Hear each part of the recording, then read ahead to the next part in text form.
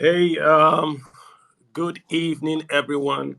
And wherever you're tuning in from, Nigeria, Europe, the US, welcome to Spaces with Kalu. That's me. My name is Kalu Aja. It's my pleasure to have you on here tonight. So, on the Spaces, we always talk money, the economy, and of course, personal finance. And we always like to do these topics towards you. Like, how does this affect you? That's the whole point. When we talk here, we do talk finance, but we want to make it personal for you. How does it affect you? So today we have a topic, guys, and it's a very, very simple topic. Of course, the topic is there to make us, expand discussion. It's Nigeria broke. Very simple question. You're going to come up and you're going to tell me yes or no, and we're going to talk around this. But it's always a good idea to explain, right, our terms. And just to give you guys background where we're coming from, I'm not going to bore you with the numbers. If you guys have been following the news, you would have seen the numbers already. When we say a person is broke, what do we mean? You guys have been broke before. I've been broke before. I have income, I have a job, but for this particular time, man, I don't have it. I don't have the means to just pay for my lunch or to buy gas in my car. So I'm broke. It does not mean I don't earn income. It doesn't mean I don't have money in the bank, but my liabilities, what I owe, exceeds my assets, what I earn. So I'm broke at the moment in time that I speak. It could be broke for many reasons. It could be I didn't earn enough. It could also be that I spent too much. But what it terms to is this: I cannot meet my obligations that have come true. This is the place where we are in Nigeria. Nigeria is technically broke. And I mean, technically, it's trying to be polite. The numbers are there, and it says that as of the first quarter 2022, so January, February, March, I guess April, right? The total amount of revenues that Nigeria earned cannot pay the debts. Or should we put it this way? All the revenue Nigeria earned are just going to pay back debt. So there's no revenues for salaries. There are no revenues to do roads. There are no revenues to do anything else apart from pay back the debt. So you're going to ask, so how are we going to pay back salaries? Well, we are going to borrow more. So this is the kicker to this story, that Nigeria has over borrowed and overspent, that we now are at a situation where the total revenues we make, remember, we're an oil producing nation and crude oil is at the highest price. It's been so for about 24 months. Yet, Nigeria has overborrowed, that the amount of money we have to use to repay, i.e., service the debt, is now exceeding the total revenue that we make. It's unbelievable, guys. You can't make this up. You know, they always tell us our GDP, which is our output to debt, is very low. They say it's about 30%. And I always say that means nothing. GDP does not pay back debt. Revenues pay back debt. Now, those revenues have come due, and we are staring at the numbers in front of us. We do not have the money. But let's take the discussion further. How does it affect you listening? Who do you think is going to pay back the debt? You are. You listening, if you live in Nigeria, or you have parents living in Nigeria, or brothers, or you have a business in Nigeria, you are going to pay back this debt. How? When the government borrows, is the same thing as the government increasing your taxes. Borrowings are the government increasing your taxes through other means. No bank will borrow a government money if the government cannot tax or increase taxes to pay back. Hence, you see in Nigeria lots of new taxes: tax on telecom, tax on Google, tax VAT going up. These are all taxes to pay back the debt. The subsidy, that word subsidy, there is nothing like subsidy. You are essentially paying a tax on the inefficiency of the NNPC and the Federation to refine crude oil that is in the ground in Nigeria and give to you at a price that is cheaper than the entire world would pay that do not have crude oil. There is no subsidy, guys. You are paying a tax for the inefficiency of your own government. That's what's going on, guys. So we're not going to talk numbers, 22 million. No, we all know the story. The story is this: your nation is broke, and you listening today are going to pay. I always say this, guys: the problem is not revenues. The problem is spending. If you give Nigeria $1 trillion this afternoon, I guarantee you, before night follows day, half of that money is going to go towards paying subsidy. Then we're going to give that minister, that one that shares money to poor people, we're going to give her like 200 billion to feed people and to give money to poor people. Then of course NAS is going to come and increase their allowances. It's not revenues, folks. It's spending. We have overspent. All right, guys, I'm done. Enough for me. The floor is open for you guys. I have the data. Let's talk about it. I've got Vasni. Vasni, that's I don't know. I can't see this. Vasni, hey, on mute. What's on your mind? Do you agree with Nigeria is broke? I mean, that's a technical question. Nigeria is Yeah, broke. good evening, Kalu. How you doing? I'm doing very well, Vasni. Where are you calling from? Thanks for me on this space. I've been out there this morning trying to coordinate. Hello, are you there? Yeah, I can hear you. Yeah, Go ahead. Go for it, Vasni. yeah. I've been out here trying to coordinate PVC registration for Oh, people, that is and beautiful. Where are you calling from? for some reasons, I would like Vasni, to can you hear me? keep that. Yes, I can hear you. Hello, Yeah, go hello. ahead. Go ahead. I won't disturb you. Go ahead. Okay, I said for reasons, but for security reasons, I would like to keep where I'm calling from safe. But it's from That's fine. some the south state, one of the south states, right? So we're You're fine. coordinating the PVC registration, and today this is the second time I'm doing that this period, and I must say the electric current is out there. Young people are waiting in queues, they are waiting time, Nice. trying to get their Nice. PVC and all that, and it's been a great experience. It's been a great experience. Excellent. Thank you for doing that. Yeah. Then, as for the topic today, first, I'll also say thank you for always informing us about the facts, I'll call it, the financial facts. I've been following you for a while. My account looks recent because I was in a space and somebody said new accounts are bought accounts, blah, blah. No, my account is looking recent because I lost an account. I lost my two accounts on one of the popular um, spaces where comments were made that were not that was in support of the host. So somehow I lost my account. I don't know how that happened. Twitter just took me out. So I had to create this one. But I've been on Twitter for more than 5, 6 years now. So yeah, it's not a new account. On the topic, hello guys. Hello, can you hear me? Yes, go ahead. Okay. Is Nigeria broke? Yes, Nigeria is broke.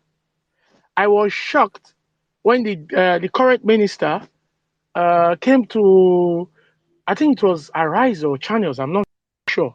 And she was so boastful that Nigeria has not exercised its ability to borrow.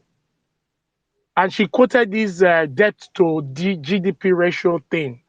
And I was like, come on. Mm, When you compare that that's awesome. statement, yeah, from where we are coming from, the Ngozi Okonjo-Iweala days, Ngozi Okonjo was so, when it comes to debt, she was so practical about it.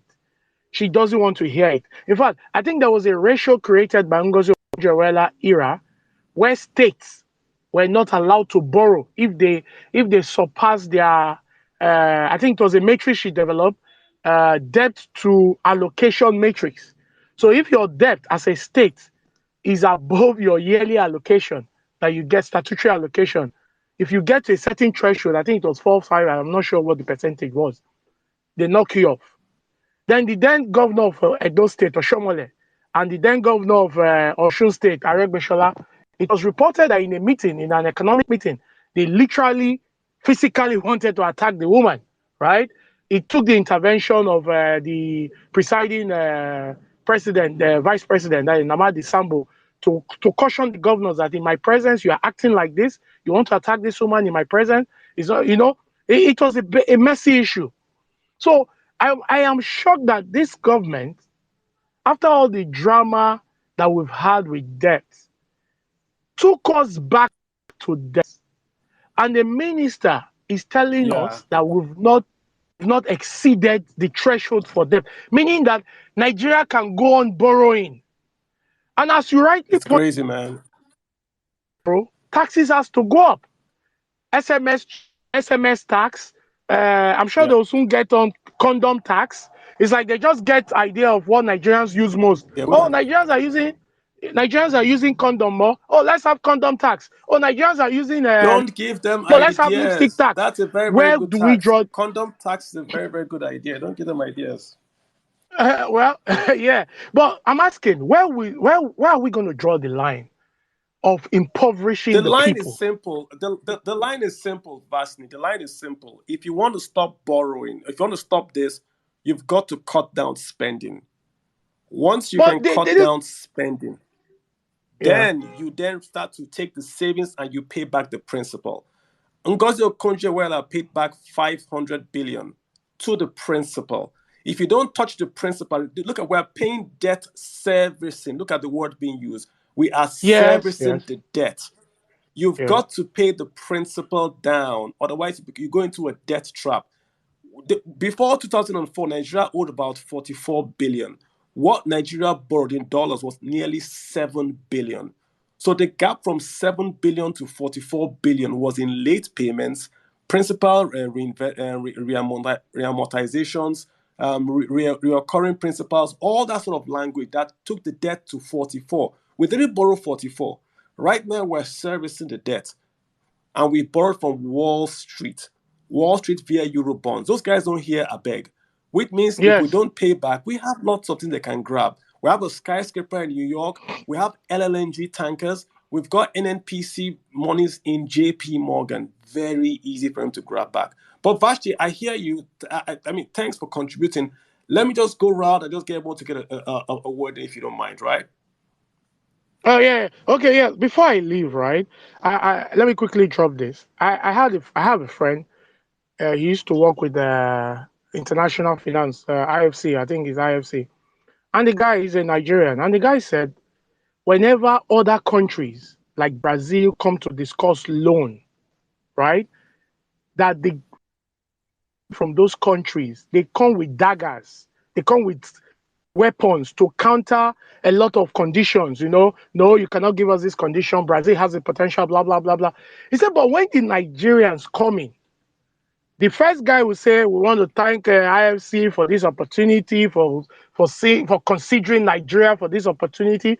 Then when the other guy wants to speak, so just as my colleague have said, I just want to also thank so I think our managers are taking us to to God knows where. So I'll just drop it for here. Drop it here for now. Thank you. Appreciate you contributing, and thank you for doing that job. Get the youths registered, right? Get the youths registered. Let's go out and be very deliberate about who we elect as a CEO. We have a country called Nigeria. Sorry, we have a company, and we need to get a CEO to run the assets and liabilities. Obi, how you doing? Welcome to the party. I haven't seen you in a while. You okay? Hi, Kalu. Yeah, I am. Yeah, I'm fine, thank you. And you? How you doing? Um, I am doing very well, Obi. They say we're broke. That's what we're talking about today. So yeah, welcome. Good time to drop Sadly, in. sadly, Sadly, right? So guys, if sadly. you want to talk, Obi is here as a co-host. Send her a DM or talk, and then she can also just hook you up, right? Let me get Valour. Valour, I've got Valour 433. Valour, what's going on? What's on your mind? Hi everyone. Hi Kalu. I Hey, Valour, really where are you calling from? appreciate Yeah, I'm calling from Lagos. Yeah. Lagos. Lagos, Hey, Nigeria, of course. Yeah. the big yam. Yeah. So I really appreciate, like, since the day I started following you, man, it's been bomb. Like I really appreciate what you're doing. All Thank you, the sir. measures you're putting out there. I've learned a lot, especially about spending and like the nation's economy. Like I think there was a post where he said that no one really needs seaport that you can have with digital seaport. Like I was like, wow, I had to go read that. Or so I really appreciate what you're doing about the topic we are deliberating on here. Yeah, Nigeria is actually broke, and it's actually a spending problem. Uh, there is an article on what is it called on Times, is it Times or whatever they call this paper. It was a prediction by IMF that debt servicing in Nigeria might go up 100% of Nigeria's revenue by 2026. That would use our revenue to service debt by 2026. That was what IMF predicted like a while ago. But right now we are using like that prediction came to pass in 2022. Like we didn't have to wait till 2026 to use 100% of our revenue to service our debt. So that got me thinking like it's just like me. I maybe I earn 100K a month and I'm now using the whole 100K to service debt. Like I don't know whatever it means, but that's how I'm feeling, and it gives me some kind of bad vibes. Like whenever I go through like such news or that, oh, we are servicing debt with so amount of our revenue. I'm like, so what's left for the country? Like, and yesterday or day before yesterday, I just stumbled on NTA Yeah. for just some weird reasons on is it yesterday or day before yesterday, for some weird reasons on GSTV. I stumbled on NT. I just like said, "Oh, what's going on here?" It's like they are saying something, and it was this committee that was set up to review subsidy or whatever, and they were saying something that yeah, and they were saying something that one of the problems we are having, yeah, they actually know. In short, one man there was talking like he said that the governors when they are in their circles, they will say, "Oh, we have to remove subsidy," da, da, da. But when they come out, they can't face everyone and say stamp their feet and say let's remove subsidy. And one of the problems we are facing is that the tankers, like when they bring in the so-called petroleum products and they subsidize it, that even the tankers that are taking the subsidized fuel are not tracked, are not monitored. So it means when once they just subsidize the fuel, everyone lets loose wherever they are taking it to. I mean, nobody knows. So I want to drop off like before I drop the mic, fire the mic. I wanted to ask like what is the best possible way? I have registered for my PVC. Fortunately, I vote last time I voted was in 2015, no 2011, yeah. But I'm very eager to vote next year. So, but apart from voting, like I want to know, is there any other way we can contribute, like to make this like whole process better? Because I was like feeling like, okay, if at all we can even get our documents right, that when they even bring in the so-called subsidized petroleum products, we can track where it's going to. It's like a rocket science. Like when they were saying, I'm like, this is simple now. You can put trackers on Yeah. the tankers and say, okay. I, I But mean, I, the I way mean, they were saying Valor, it on NTA, it was like rocket science. So that's Valor, that's where I'm going to use the mic. Thank you very much. Yeah. I hear you completely right. And let me just say this right.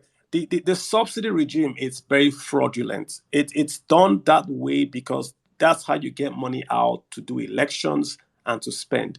No one believes that Nigeria is using that amount of PMS in the country. It's very, very fraudulent. But that's the point. The point is that you have to scrap it. Nigerians have to agree that we have to stop that spending. I don't have a problem with subsidies. Subsidies on PMS is not the problem, Nigeria. The problem is that you are importing that subsidy.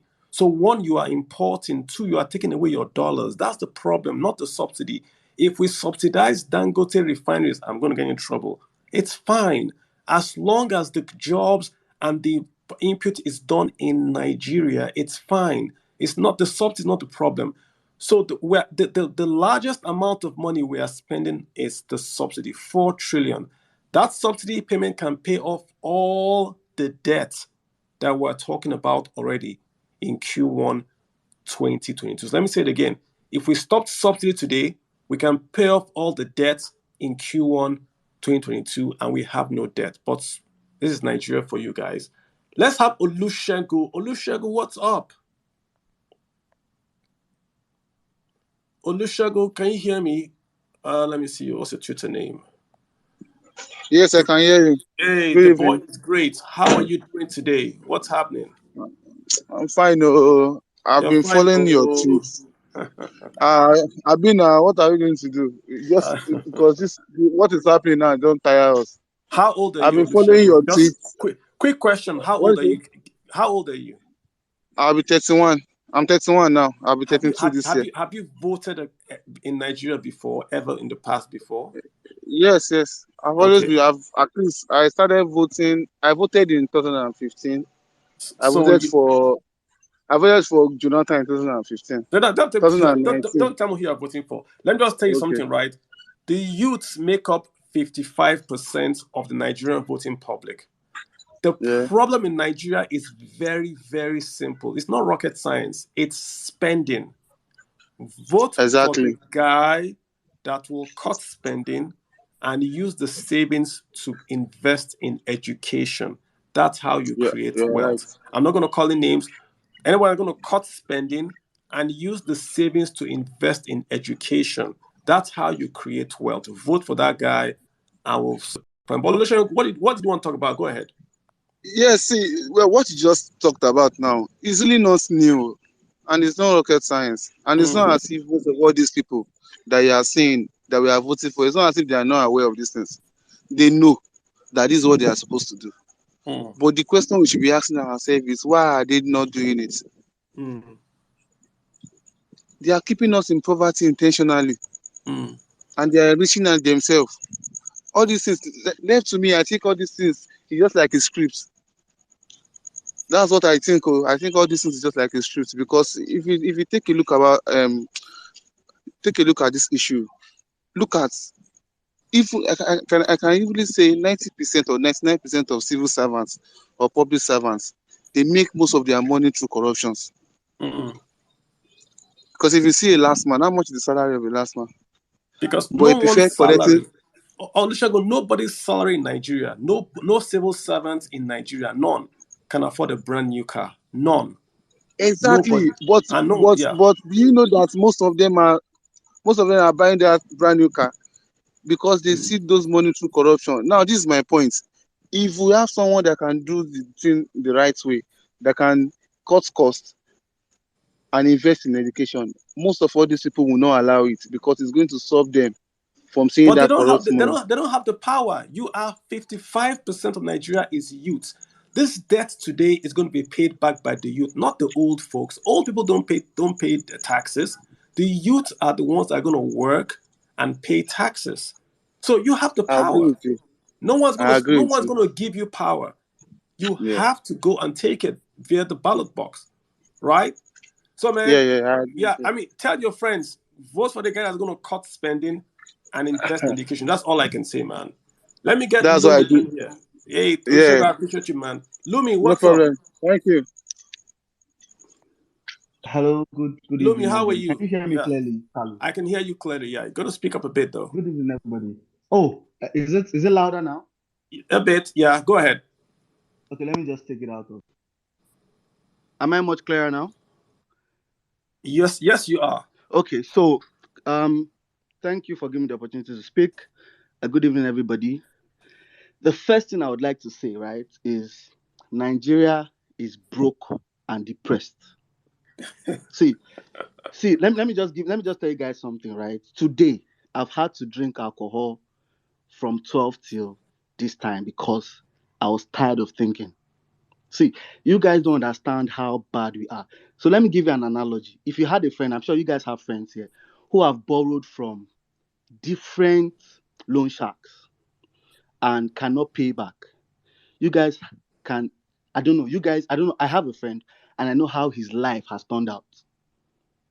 That is what Nigeria is doing right now. If you don't understand it, see, as somebody in the financial space who looks at data, who looks at figures, see, we are going down the drain. Do you know what it means for you to be earning 100K and you're using that 100K to pay back loan? What are you now eating? What are you buying? What other funds do you have to take care of yourself and your family? Right? If Nigeria was a company, right? the CEO and top management will have been sacked 5 years ago. Well said. 5 years ago. If Nigeria was a bank, the central bank will have dissolved the whole board, especially if it's part of the top banks. Dissolve the whole board, because the resultant effect of that bank falling will affect the economy. So I understand when you try to stylishly say, Kalu, right, and you say, oh, it's a spending problem. I think maybe sometimes you are nice, because we are I'm a nice guy. so inefficient, ineffective. And that's why I always clamor to people. See, I don't even care who you want to vote for. If you like, vote for the person that cannot even talk. It's your business. But this is deeper than religion right now. This is deeper than where you are from. This is choosing somebody who, look at that other guy, I don't know who was speaking, who said something about ICF or something, that when we want to go and take loans, you see people coming from other countries bringing points why certain conditions should not be met. And our own person is going there to say, I thank you. What are you saying? If I'm negotiating with you and you're telling me I'm going to pay so percentage, I can always give you reasons to say, see, Nigeria has a potential to blah, blah. Choose people who are brilliant. Choose people who can defend you. Right? If you call some of the candidates right now across board, governorship, senators, if we interview them, let's say, for example, in this space, and we say define economics, half of them don't even know what it is. And these are people we want to go and choose. I hear you, Lumy. I hear you. Let me do another data point for you, right? When Nigeria applied for the debt forgiveness, when Obasanjo and Ngozi Okonjo-Iweala went to apply for debt forgiveness, Nigeria did not qualify for debt forgiveness because we were an oil-producing nation. Let me say it again. Nigeria did not qualify for for debt forgiveness. They told Nigeria, you are, quote-unquote, too rich for us to forgive your debt. Can you imagine? So Ngozi Okonjo-Iweala had to come back and do a lot of background job. No, she passed an austerity measure. Many people did not know she did. She cut spending. She did ECA. She did all this stuff you saw her doing was because she wanted to go back and tell them, listen, we are sort of trying to stop spending back home in Nigeria. We need you guys to help us out here. She did it. Right. They agreed with her. They gave us a deal. You would pay half, we will cut a bit, and you can buy back a bit. That's how we got the debt relief. Where Nigeria is the only oil-producing nation that's ever gotten a debt forgiveness deal of that nature with that level of income. We got that on the platter because Ngozi, the rest used her World Bank connections and they packaged something. What that lady did was phenomenal.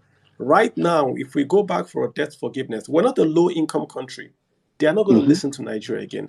And what has changed now is that we're now borrowing from Wall Street. Before, we used to borrow from Paris Club, the London Club, which are bilateral loans. So you go borrow from the UK, you can call the UK government and say, I beg now. They listen to you. Wall Street does not hear, I beg now. The day we cannot pay, you will see. Let me tell you, Argentina was owing Wall Street. They did not pay. The Wall Street folks seized an Argentine naval ship in Ghana. They seized anything they could find. Remember when they used to seize Nigerian planes, when Nigerian Airways planes would fly, they would seize those planes. That's what's going to happen, folks. I'm not making this up. If you owe Wall Street via Euro bonds and you don't pay back, they're going to start to take assets away from you.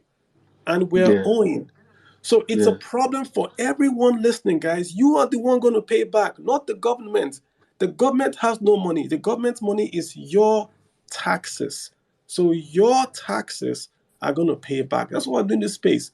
So you guys need to come home to you and understand what's really going on. Lumy, I hear you. Thanks for. Make sure you vote. Be deliberate about your CEO. That's what I'm going to say. Be deliberate about your CEO. Let me get Ansalem. Ansalem, that's Degan Alt. Degan Alt. I hope I got that right. Lumy, thanks so much. Thank you, Kalu. Hey, how you so doing? The name is Alsalam Alealamiu. Is an Arabic translation for world peace. But the name is Alvin, and I just recently saw your post on Twitter, and I started following you. Nice. I saw a post you made about the current economic situation of Nigeria. Yeah. And this is something that I've been discussing with a group of my friends and people in my circle. That as an individual, you are borrowing to pay your rent, to eat, and you don't make changes to your lifestyle, that cycle will continue. And I say that in a micro point of view, Nigeria is continuing its current state of doing things, and we are borrowing money, and nothing is changing. And we hope that this thing will disappear one day. And give you examples, and I'm going to provide solutions. We have a very big government. A state where a country where a state governor will have over 500 personal assistants doing what? Some of them don't even have offices because they don't even really have anything to do. They're just giving them, for them, that is a way to provide employment. These are all ways you are spending your allocation, right? How do you sustain that without borrowing to pay? The retirees, you've not paid them. These are people you have to continue to pay pensions. You cannot keep doing that. There's the reason most companies don't do pensions. They rather just pay you off one time and they close their books. Because you can, if for somebody that has retired and maybe live for another 40 years, 50 years, you keep paying them pension, you cannot sustain that. And I will tell you why we cannot. Nigeria Federal Reserves depends on the 90% reliance on foreign oil. And this crude oil, right? The prices have gone up because of the war in Russia, and I think during the pandemic it went down. But due to the war in Russia, the prices have gone up. And you know what happens when crude oil prices go up? The importation of crude oil goes up too. And that is what we do in Nigeria. Even though we explore crude oil in Nigeria, we export it out in that form. Then we buy it back at a marked up price. So we are basically paying the importation fee. Whoever refined that oil is making a profit on top of the oil we sold to them. So you see, 90% of our foreign reserve is dependent on that. Nigeria has gone through a naira devaluation 3 times since the pandemic hit in 2020, and it has not fixed the problem. Yeah. The crude oil, the whole subsidy fixed price for gasoline is not going to help us. If you buy crude oil for, let's say, $200 per barrel, just for an example, and the price has gone up to $400 per barrel, but you're still selling it for 200 naira per gallon. Makes no sense. It does not make sense. You have to do a floating system. If the price goes up, let the consumer. I know people are going to cry, but at the end of the day, it's simple mathematics. It's addition and subtraction. You cannot provide what you cannot. You cannot give what you cannot afford. We can't afford it. You said it's that simple. For us to get out of this situation, Nigeria needs to invest in education. And I discussed this in a previous some spaces I joined. Nigeria fund these schools. These schools are big. There are so many even in one state, there are multiple universities in that state, churning out graduates every year. But there are no jobs absorbing these graduates. Now, you pay lecturers. Lecturers go on strike 5 months, 6 months as to strike. But when they come back, you're still going to pay them for the 5 months they didn't work. In Western world, let me give as America, for example. So, Alsalam, I'm going to make this round up very quick so I get lots of guys on the show want to talk. Okay, let me just round up. Universities are self-funded in Western world. That is why the government doesn't have to pay lecturers, because the schools will generate their own fund. You have so much talent, so much brain power within your grasp as a university. How come you can't leverage that brain power to generate funding? Thank you. I appreciate you doing that, Anselm. So someone asked me to go back and talk about my point about using the subsidy funds to pay the deficit. So I didn't want to do figures. Let me give you the figures.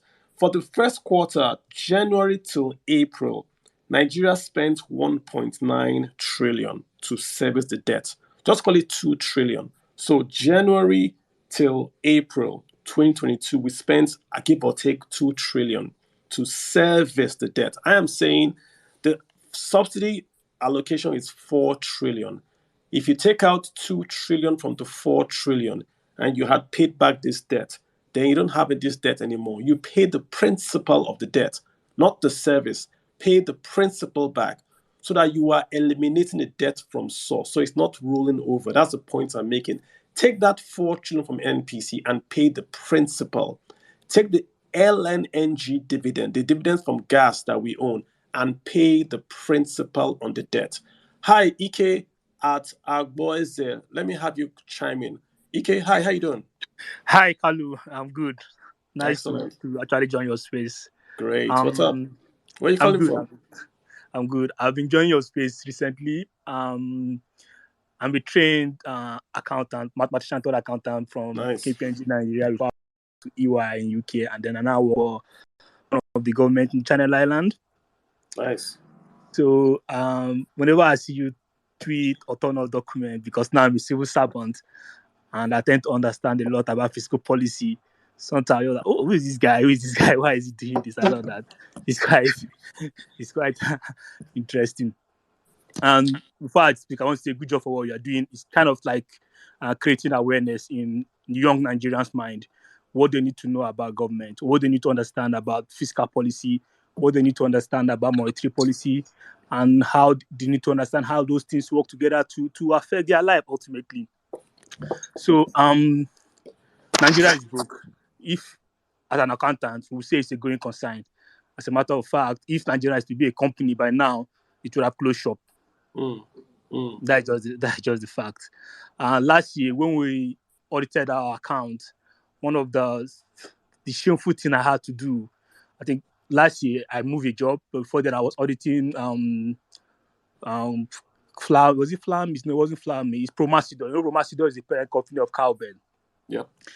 And I had to explain to my boss why the Nigerian exchange rate is very dumb and stupid, and it was a very shameful thing to me to do. You can imagine just explaining it to everybody, team of white guys, and then you're explaining that to them. And then I now change job to now work for the government, and I have to prepare an account where I have to write basically that we move. The reason why we have a shortfall in our cash was because we transfer Abacha back to Nigeria. So this thing started getting to me. It started becoming obvious to me that even though I don't live in Nigeria anymore, what happens in Nigeria, in a way, I see it often in my work, and then it tends to affect me. And then recently, when I started doing some of my IMF program, Nigeria used a lot as example, good, bad, ugly, whatever I can think of. Wow. Oh my God. So I was having a discussion with one of my other friends, and I was like, we just can't even escape it, that whenever we want to discuss any topic about fiscal policy, about monetary policy, fiscal policy specifically, because fiscal policy is the responsibility of the government. Yeah. And that is what we're actually discussing now. And Nigeria must be used as an example. You just can't escape it. Yeah, but what I think that in Nigeria, the youths, and I'm just going to focus on the youths. I don't the old folks, they're good. I mean, when I mean they're good, they are done. The youth do not connect taxes, debt, and them. They don't connect those three. That when they see that the government is borrowing, they think it's the government borrowing. And Nigerians believe that they don't pay tax because they don't, quote unquote, write out a tax check. When you ride on a bad road, you are paying a tax. When you are sick and you cannot go to a government hospital to treat yourself at a reduced cost, you are paying a tax. When you buy PMS from Holland, not from Warri, you are paying a tax. Nigerians don't connect these dots. They don't seem to understand that when the government mismanages the revenues for today, you are going to pay that mismanagement back in future. They don't seem to get that. And Kalu, that is one thing that I quite find impressive what you do. You try to put that message out there, but I'm not sure people get the message. Let me give you a very classic example. In Jersey here, we wanted to, our hospital is quite old. In fact, I just had a surgery yesterday. I'm back home now. If I send you the pictures of the hospital, you won't believe that it's that old. It's well maintained, it's well run. But then we decided to have a bigger hospital because we know that in the future the population is going to grow. And for the past 5 years, the reason why we've not been able to actually get the hospital running is because the citizen has always challenged us to say our cost estimation for the hospital is too big. And then if you look at anyone can just go online, you just type than the audited account of State of Jersey. You're going to see our account. We have one of the best healthy accounts you can have. Our low borrowing is so low, but the citizens here, they are aware that if we take out loan to build a hospital, ultimately they're going to be the one the younger ones are going to be the one to pay back. So the older generation are aware, the younger generation are aware as well. So there's citizen awareness. So it all boils down to education and people understanding how all these things work. But these things are not usually taught in school. That's one thing I discovered. So, but it's interesting here how people here are aware of it, and I think it's because of the citizen engagement. When people, someone like because they pay taxes. It's because they pay taxes. Where I'm from, I'm Igbo, right? So when you go home to the village, they do town hall meetings. They want to build a town hall. People go and are very, very interested because they are being taxed throughout the year to pay for a road or for a town hall. So people are very interested. Oh, how is that place? But in Nigeria, people don't understand that you are paying taxes even if you don't pay to the government. So they're not interested. They think it's government money, government and all that. Food, thank you so much for contribution. Let me get Victor in here. Victor, how you doing, Victor? Victor Olusegun𝃵 1-in-1. How are you doing, sir? Hey, Victor, hi. You want to unmute and hey, I see you. Go ahead. Hello. How are you doing, sir? Good evening, everybody. We're fine, Victor. Okay, so my contribution is going to be a bit controversial. Hello? I can hear you. Go for it. Okay, I say my contribution is going to be a bit controversial. And I'm going to try and break down Nigeria's situation into like a family unit situation. Because if we look at the figures and the data, it is not that Nigeria is broke. It's actually that Nigeria is a poor country. And I'm going to give you a few data points.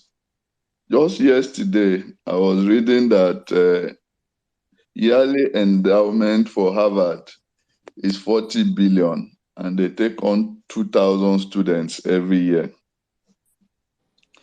And the highest budget Nigeria has ever had to date, I think, is $30 billion. That means that while Harvard is spending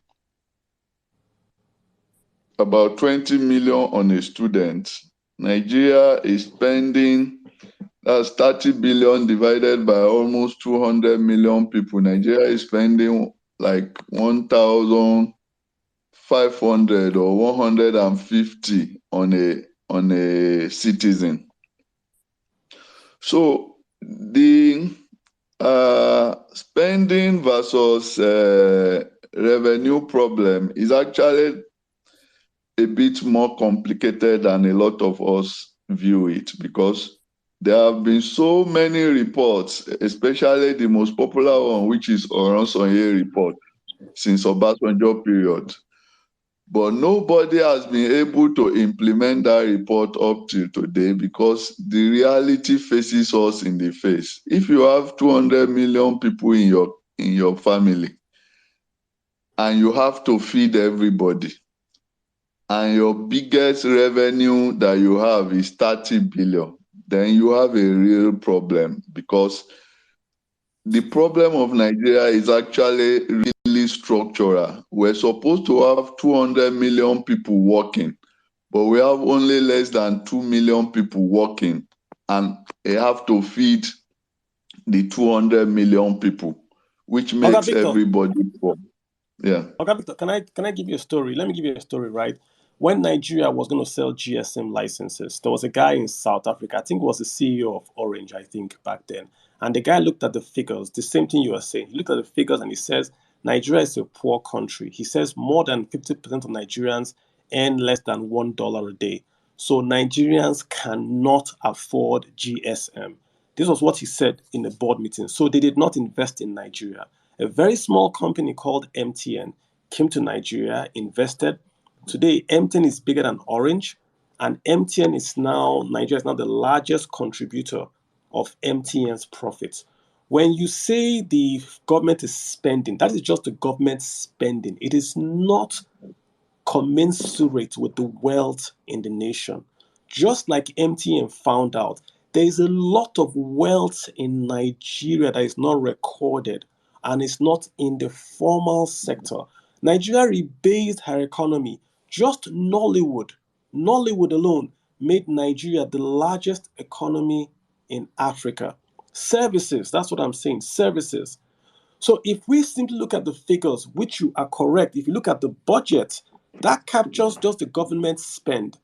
But in Lagos, I provide my water, my power, my security. I educate my kids in a private school. I go to a private hospital. So where is the government spending in these 5 things I've spoken about? It's non-existent. Hence, we cannot So use the Harvard you're talking about is a closed system. The American income is taxed. It then goes to endowments and goes to Harvard. In Nigeria, there are more private universities than federal universities. no, which is why I want to go to my second point, Kalu. The thing that we really need now is the unleashment of those potentials that you have just mentioned. I agree with you. And that's what, if 200 million people are working and earning, all these things that we have, the problem that we have, we will not have it. I agree with you. But there is so many people, and the government can only take care of about 1 or 2 million of them. So the rest have to do crime. So That's unleashing the potential. Hello? I agree with you, Victor. I agree with you. Unleashing the potential of the populace is where Nigerian is missing it.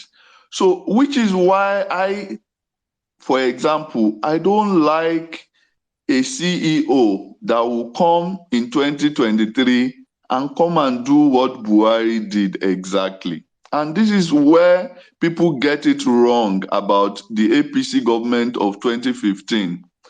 What Buhari did in 2015 is to come with this mentality of, I have integrity, I will catch every thief, I will punish everybody. And every Nigerian capitalist know that everybody who has above $1 million in this country have stolen money inside that money.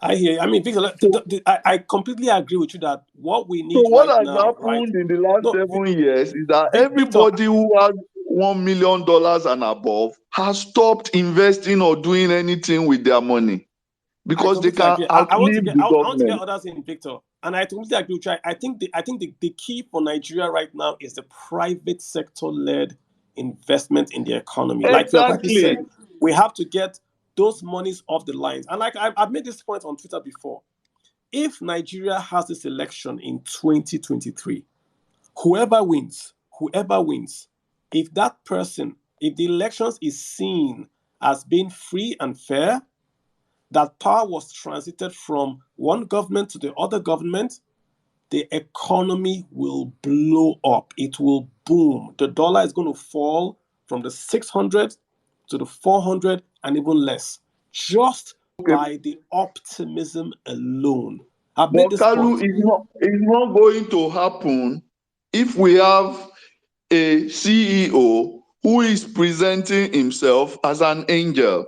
Thieves Let us see. don't deal with angels. That is now the job of the youth. I'm coming back to the youth. The youth have got to be wiser this election cycle. I mean, isn't it enough? How long do you want to be poor?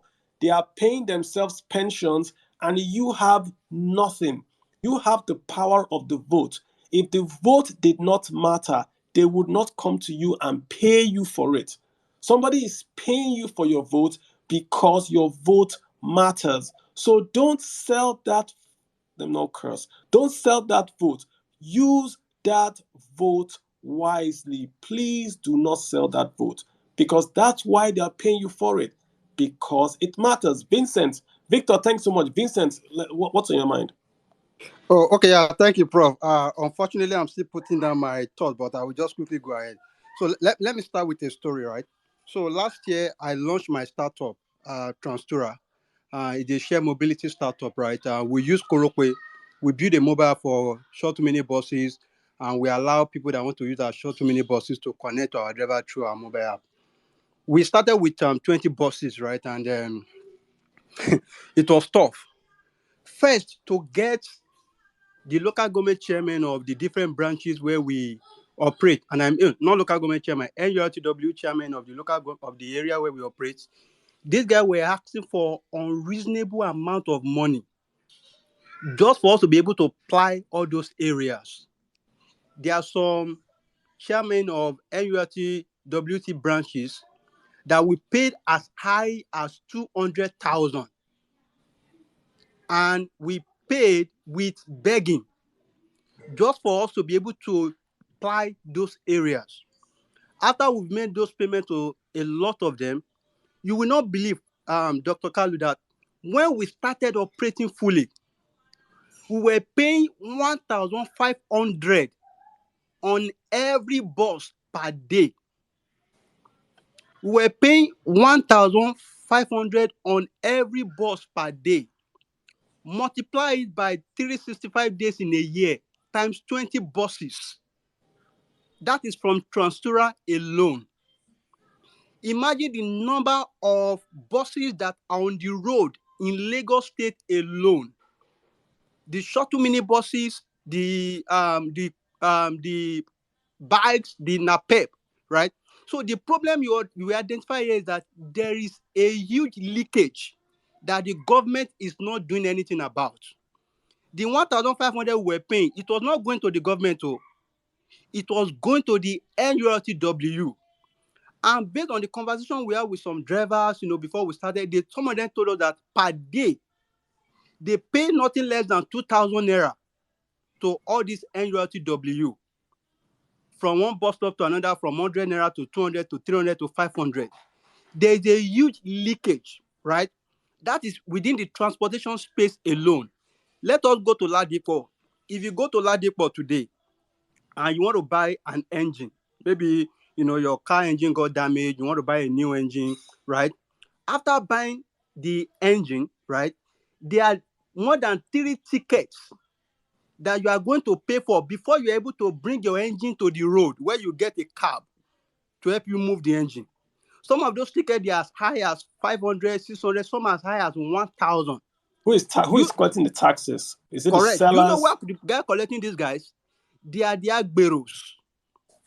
Sometimes they will harass you to pay that money. Several times I went to Ladipo to buy those buses, Transtura buses, right? I know how many times we have to pay just to get the buses out. That's after we paid the owner of the bus. We got I the hear you, ticket. Vincent. Vincent, I want you to come home. So what's the point is now? I mean, the point is, one, leakages, right? The government is not tapping into the potential of the informal sector, and that is where the money is. Correct. I completely agree. We cannot tap Nigeria into prosperity. And when you look at Nigeria in terms of what we've been able to derive from the entire country, I like we that. We are very, very poor. You cannot tax a nation into prosperity. The entire 36 state budget of Nigeria, the 36 state and the federal government, right? It is less than $50 billion in a year. You cannot tax yourself to prosperity. Winston Churchill said that. Milton Friedman also said that.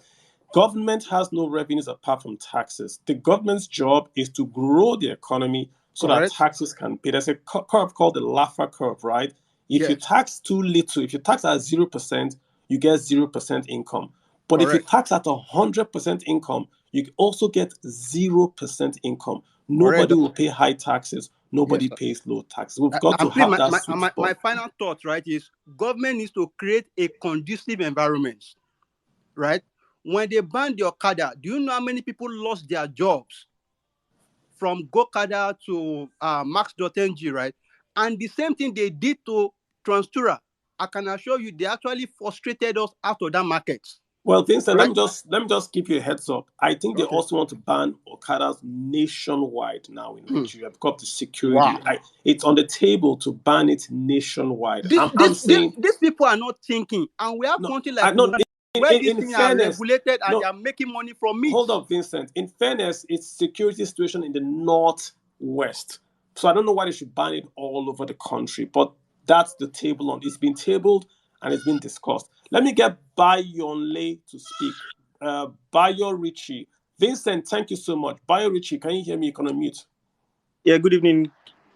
Can you hear me? I can hear you perfectly fine. Go ahead, go for it. Okay. Good evening. Thank you for the opportunity, Kalu, and thank you for the content you always throw out there. Thank you, sir. I've been your astute follower for a while now. I can say that your the content you drop about finances are very top notch. I So appreciate you. I would like to talk about the whole issue of Nigeria being broke and all these things. What I feel is our main problem in Nigeria has to do with the National Assembly. If we are going to take a deep look at it, I'll give a critical example now, and I'll move on with what I'm going to say now. National Assembly in 1990 was built in 1999 for about sorry, let me just get the course now. Okay, was built for sorry. Okay, was built for $35 million in 1999.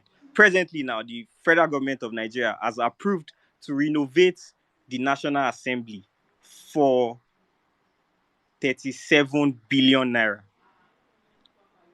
It was built for $35 million in 1999 and they are renovating it for 37 billion naira. As of 1999, the cost of building the National Assembly was 770 million naira. That's a, for example, that shows the amount of money that we are spending on the National Assembly. And again, when we want to look at our sale of oil and the amount of revenue we get from oil, there's something that nobody is actually talking about. We are making excess money from the sale of oil every day, and we don't know where that money goes down to. Sorry, For bro. example, Let me just tell you something, right? Just to be clear, Nigeria's not making money from oil, right? The oil price is going up. The output for Nigeria is going down. It's juju. So oil price has gone up, oil price and the output from Nigeria has gone down. I don't understand this. How God can give you crude oil, then God will make prices go up. Then you cannot raise output. But continue, sir. I understand you. Why I said Nigeria is making money from oil was as a result of like the budget that was made for this year. The price of oil was capped at $62. Presently, oil sells for about $100. So, for example, we have on a barrel of oil, we have about $38 excess, which is meant to go into the excess crude accounts. For example, Nigeria produces nothing less than 1.2 million barrels of oil per day. That is about $45 million excess in sales of oil per day that should go to the excess crude account. Recently, the federal government of Nigeria said we have $35 million left in the excess crude account. That is something we can make in a day. So the excess money we're actually making from oil daily on barrels of oil, we don't know where that money is going to. And again, another thing why I said National Assembly is our problem is the salaries of our members of the National Assembly does not reflect the current economic realities that other Nigerians are facing. At least we're the ones that put them there, but they are not suffering the way we are suffering. They even give them as hazard allowance. They even give them hazard allowance. So So, the let's get you round up a bit if you don't mind. okay. So that's what I would just say. We need to actually mount pressure on our National Assembly to cut the spending of the federal government so we can have enough money to save to save and as well put in other industries that can help us diversify and stop depending on oil. I agree with you in terms of the National Assembly. I'm going to choose my words carefully because I'm a nice guy. I haven't seen a more inefficient and insipid National Assembly in my lifetime. They are rubber stamp. The president, let's go back. Before COVID, the president would have borrowed $22 billion. This is before COVID, before all this happened. They had approved it. It was stopped because of COVID. Because COVID, the whole world economy collapsed. The National Assembly has never said no to Mr. President in terms of borrowing. The president cannot spend a kobo without National Assembly. And they have signed off on the borrowings to Wall Street, signed off on the tax increase, signed off on everything. So they are complicit and they are absolutely a rubber stamp. But thank you, Robert, for making all that point to us, right? Let me get Raheem. Raheem, I've got R.O. Aminu. How you doing? Aminu. Guys, I'll add on you. Don't worry. We're all going to speak. We're here about an hour already, and we're talking about the report that's out. Not only a report by the Federal Ministry of Finance. Right? I'm just in a round off the room, right? 1 hour in, the Federal Ministry of Finance has come out with a new report that says Nigeria's debt service, right, is higher than Nigeria's revenues for the months of January, February, March, and April 2022. I say that means Nigeria is broke. I mean, that's what it means to be broke. And we're just talking around it. Why is it broke? What does it mean to us as Nigerians? Raheem, you've got the floor. What's your take? Hi, thank you so much, Kalu.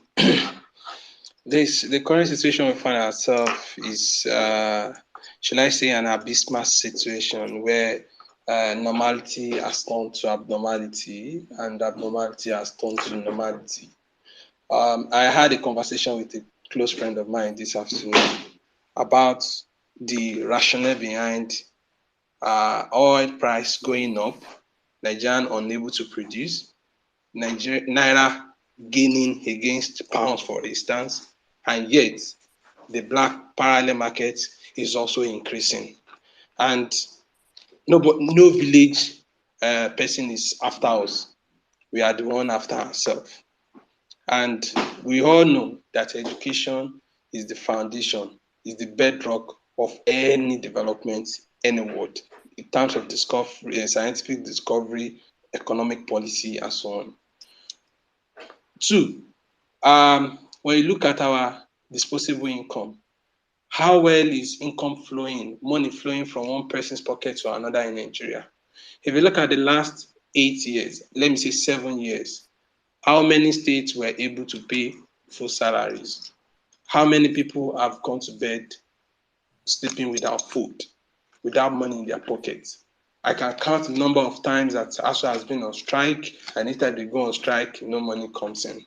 And go and check those communities around where we have institutions, how they are surviving, because there's no flow. When students are on campus, they will buy rice, they will buy garri, they will buy this. Money will move from one place to another. The person will take the money. That's on micro level. Now, look at it at macro level this way. Nigeria will continue to be broke if and only if the big boys who are going to CBN to take away our dollars, nobody is checkmating them. There are a lot of people in this government that they are going to the CBN, and I've learned this since 2013 that every penultimate year to election, there's always going to be crisis of dollar because people will start stockpiling dollars at home. They will go to CBN, use veto power or what kind of power they want to use to get dollar out, keep it for vote buying. And when it gets to the time, they will start changing those dollars to Naira and they will make more money. So the issues we are facing, it is not that we are not making enough money that we're supposed to, but like, you know, I know you've had this tweet space argument before, like, is Nigerian spending, is our problem, is spending problem or earning problem? I think I can say we have both problems now. We have any problem from sale of crude oil, which is our gold, which is our number one commodity. We now have spending problem because people don't place priorities on where to spend. The basic principle of economics, what to produce, how to produce, for whom to produce, where to produce, we've missed it wrong in all these questions. We've not been able to answer these questions. And sometimes I wonder why we have the so-called the best set of economists under the economic policy of Nigeria. We are not getting. It now shows we that have economists in Nigeria. I'm shocked. Yeah. I'm surprised. And it shows that we have economists who are making economic policy, but we have politicians who are not giving them the political wheels. Then why don't they resign? It's not part of our culture. Ngozi Okonjo-Iweala resigned. Ngozi Okonjo-Iweala was born in Nigeria in the premises, or he grew up in the University of Ibadan premises, but she was not trained in Nigeria. Where was she trained? Kemi Adeosun, when she had a scandal, she left. If it is a Nigerian trained person that grew up within their midst, do you think she will resign? We've had issue of importation of adulterated fuel. Have we seen anybody being petitioned up to today from NNPC? No. So that's why I said abnormality has turned to normality in Nigeria. Raheem, let me take you up on this. You said the problem is spending and revenue. Okay, let me ask you this. Revenue is not a choice. Nigeria sells crude oil, so we don't determine the selling price. So whatever the selling price is, our only objective is to produce more, right? So that's not in our hands. What is in our hands is how we spend. Let me ask you a question. Okay. Was it a priority to spend money? We went to Niger Republic and we begged, I'm quoting the minister, we begged the Niger Republic to build a railway for them. We begged, this is the minister, I'm quoting him, to Maradi. That was a decision taken by the Nigerian government. The decision to spend 4 trillion on subsidy is a decision taken by the Nigerian government. 55 billion to build a library for the National Assembly is a decision. We take our spending decisions. We imported SUVs for the National Assembly. That's the problem. Revenues, a bucket that is leaking has one problem. We can't, when a bucket is leaking, you don't input more water. You don't say, let's make the tank bigger. You fix the hole. The hole is the spending. And that's why I always say the problem is the spending. I'm assuring you, and I can put money down, if you give Nigeria 1 trillion naira, you know where that money is going to go, Raheem. You know it's not going to go to education. You know. They took Kalu, money from education. I think you've just buttressed my point, saying that we have both problems. I think I made it clear that both problems. No, the problem that I said, if we are having any problem, is because I said we are unable to increase our. No, we don't have we can't have a revenue. If we earn 1,000 and spend 10,000, then earn 10,000 and spend 100,000, then earn 100,000 and spend 1 million. The problem is not revenues. It's not. Any mother will tell you this. Any mother will tell her son, I give you 1 naira, you spend 10 naira. I give you 10 naira, you spend 100 naira. I give you 100 naira, you spend 1,000 naira. The mother will tell the son, your problem is not what I give you. Your problem is how you are spending it. Raheem, I hear you completely. Let me get Obidient. Thank you so much. I see Emma the Humble. Emma, thank you so much. Hop in. What's up? Emma? Emma, come on real quick. Otherwise, I'm going to have Daniel. I got Daniel Wali. No. Hello, I'm there. I'm here. Go ahead. Here. Okay, good evening all. How you doing? I'm doing good. I remember humble self, Emma the Humble. Huh? Okay, my background is IT, oil and gas, then agri-processing, right? Okay, I'm of opinion that we are damn broke because of 2 things. The last speaker said, earning our income and our expenditure. We are damn broke because of these 2 things. Can I pass, please? Hello? Okay. I can hear you. Why do I say so? Our mainstream income is oil and gas. We tend to forget who is the Minister of Petroleum. It's the President. What is the working principle, or how do our oil and gas sector work? How does the cash call for JVs and all the contracts that need to be approved, they go through the minister? Buhari is doubling as the Minister of Petroleum and as the President. Somebody asked, how come the oil price is high and we are producing less? Simple. Blame it on the minister. He is not aware, just like he always say, of what is happening in the presidency and in the Ministry of Petroleum. That was why IKECHUKWU left. You understand? So, guys, we have a Minister of Petroleum who doesn't know that the multinationals are food dragging because of the recently passed PIB. They are selling off their assets. The local indigenous companies that are coming on stream are complaining of community issues. These things are not resolved. The banks are not comfortable lending the local guys. The oil and gas industry is not a my industry. Imagine we are not. So what is the solution? What do you have any solution for us? The solution we have to increase our earning. I'm sorry, it's not going to happen in a short time. Unfortunately, it's not going to happen in a short time. We need to change the decision makers. Yes, we need to change the decision makers. Unfortunately, we can only start seeing that happening 2023 and 6 months into 2023.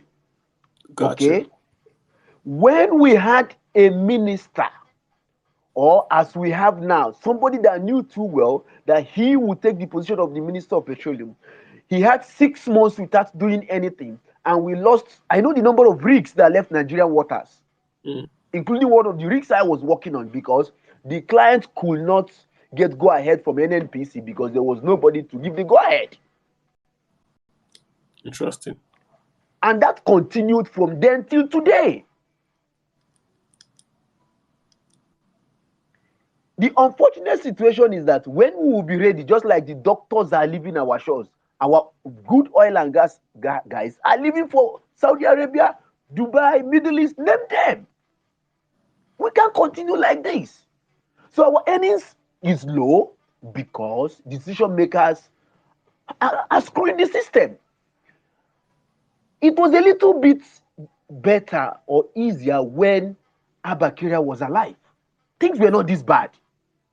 I hear you, Obidient. I hear you. And I think the point is, I want to get the youth to understand that this data affects them personally. This is not esoteric.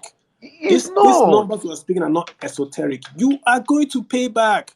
If you are aged below 45, you are going to pay back all this debt. Not the guys that are retired.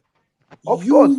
45 years and below, all of you are going to pay this back. Living in Nigeria, though, if you're in Canada, you're not going to pay. It's the Nigerians that are going to pay. I have to let you go. Today, just a minute. Today, we are talking about banning motorcycle and taxing the informal sector. They had 6 years to regularize the NI. They did absolutely nothing until just this year. Or just last year, everybody started shouting NI. But I can remember vividly that the president was giving his own NI few weeks or few months when he took. Hey, Obidient, you've gone to the matrix. I don't hear you again. So I'm going to have Daniel hop in. Daniel Wali, what's up? Yeah. Good evening, Dr. Kalu. How you doing? Good evening. Yes, I'm very fine. Before I dive in, I follow you and I must commend how you break down what should be otherwise esoteric to what even laymen can relate with. You make economics enjoyable to read. Thank you, sir. Yeah, so is Nigeria broke? I would say Nigeria is broke. And Nigeria is broke because I believe we have a wealth creation problem and we have a wealth management problem. Now, for the first time in the history of this country, we are not benefiting directly from increasing international crude oil price. And why is that? Because our output is low. So what does that tell you? A country that cannot manage what will just be drilled from the ground and exported, as simple as that.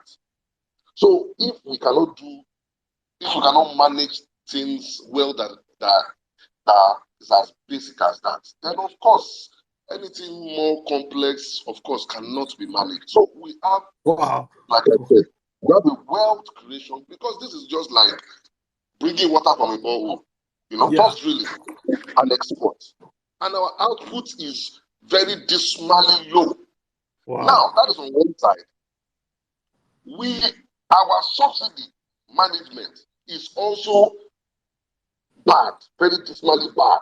We are paying too much for what is not directly benefiting the economy. True. Now, that is on one side. Now, I think the AGF was recently arraigned, 109 billion naira. That is more than the IGR of a lot of states in this country. You have to say that again so I can understand that you are saying that the accountant general was arrested for stealing. Yes, say it again so the I can accountant understand. Was arraigned today, understand? For, of course, he allegedly embezzled or stole. Yes, allegedly.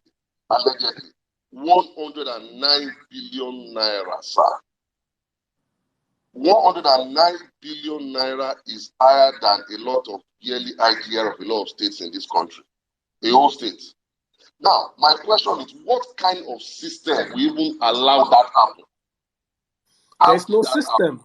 There's no system, Daniel. That's why he can steal that amount of money, because there is no tracking. You see, people think that the white folks, like the Oyibos, are not cleaner than Africans. They are not less corrupt than Africans. The problem is this. Remember when we had a case over where a senator, or is it a House of Reps member in the US, was putting money in his fridge? Where else will he take it? You can't take it to the bank. If you go to the bank will report you. When they steal money, what do they steal cash? They say put cash on bills that are used bills, because you can't take that cash anywhere. You have to launder it to get in.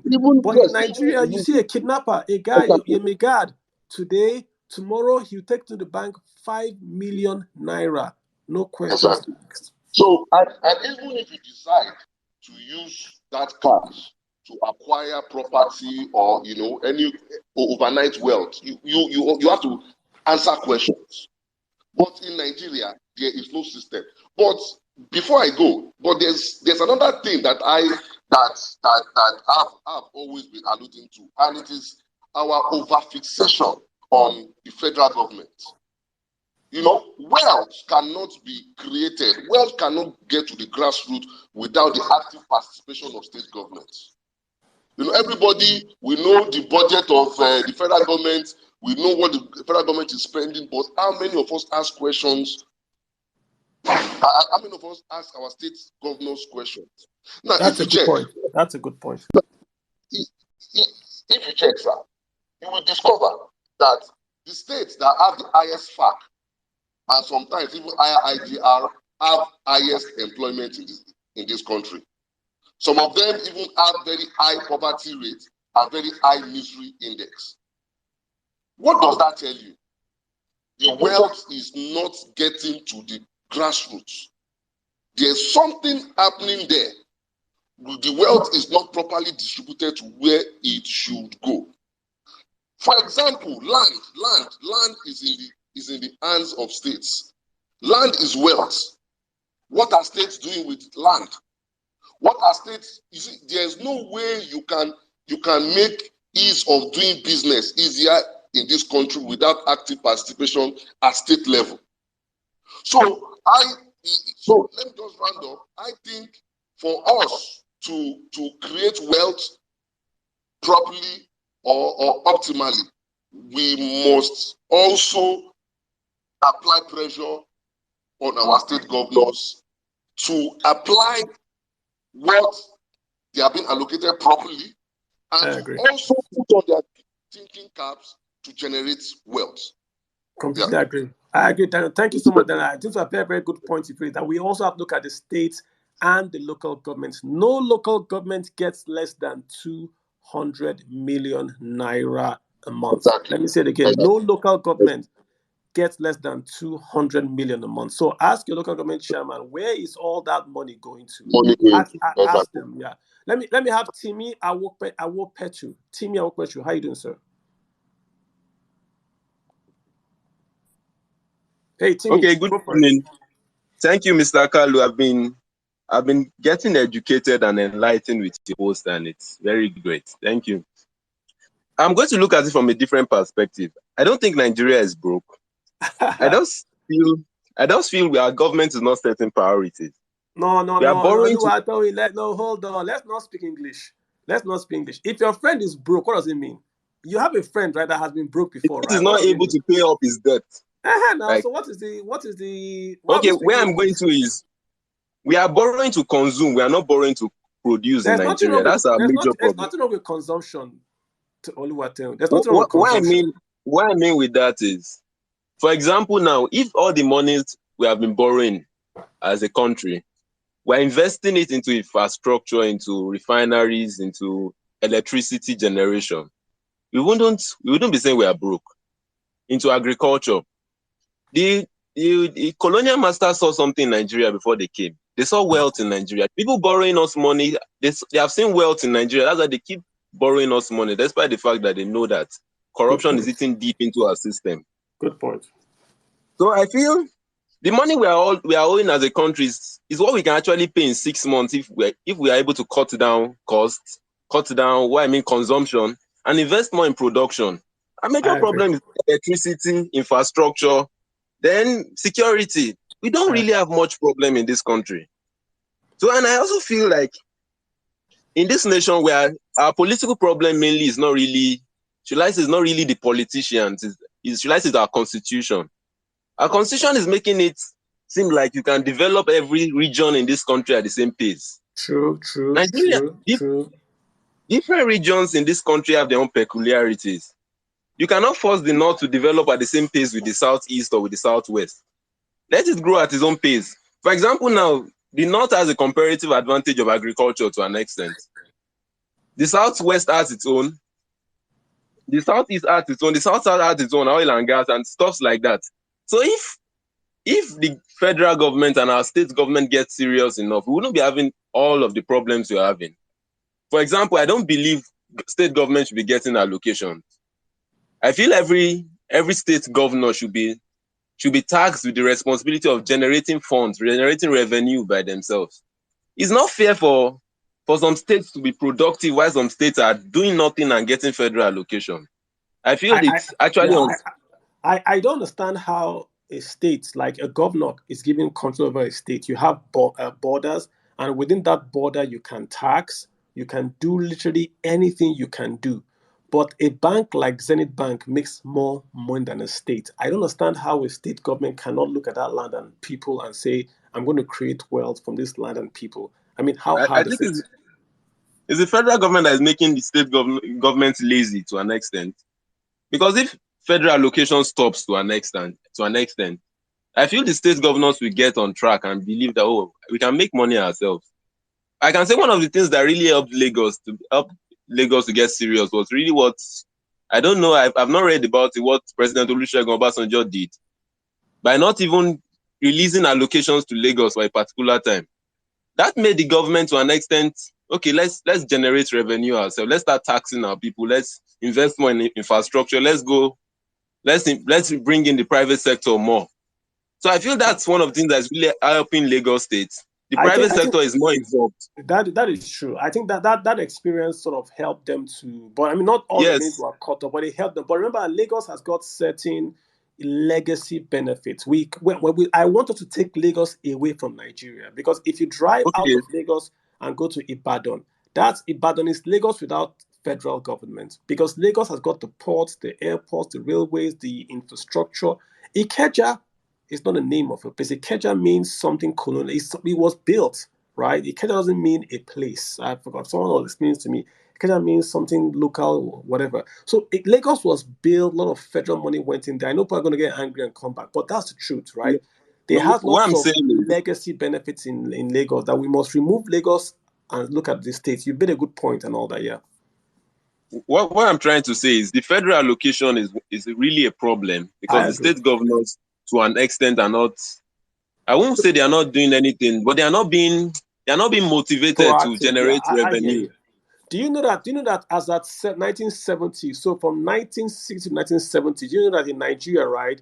If a state government, if you export or you import through the Lagos port, Lagos state government collected excise duties from you. Lagos state collected that, and the state retained almost 6-7%, right, of the crude oil revenues by derivation.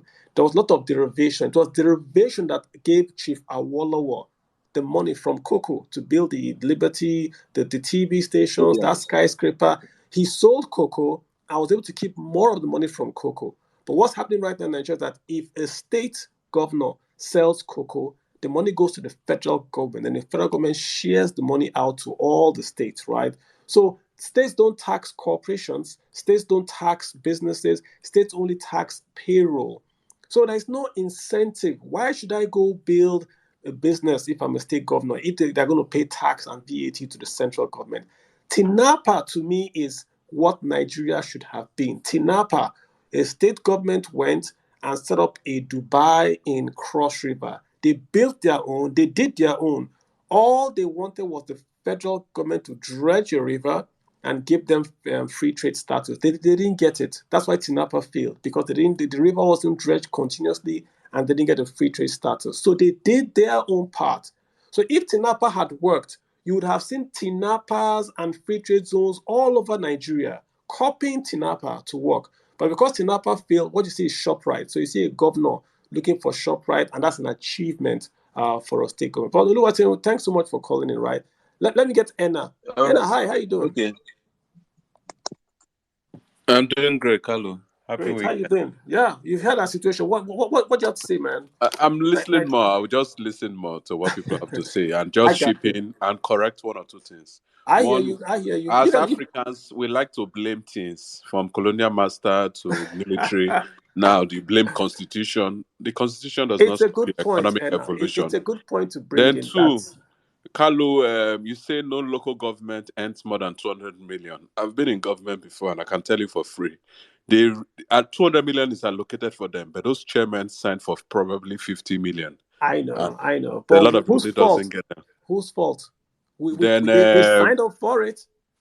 then I want to agree with Daniel. I don't know if his name was Daniel. He kept reiterating wealth creation. I think that is the crucifix upon which we'll build every other thing.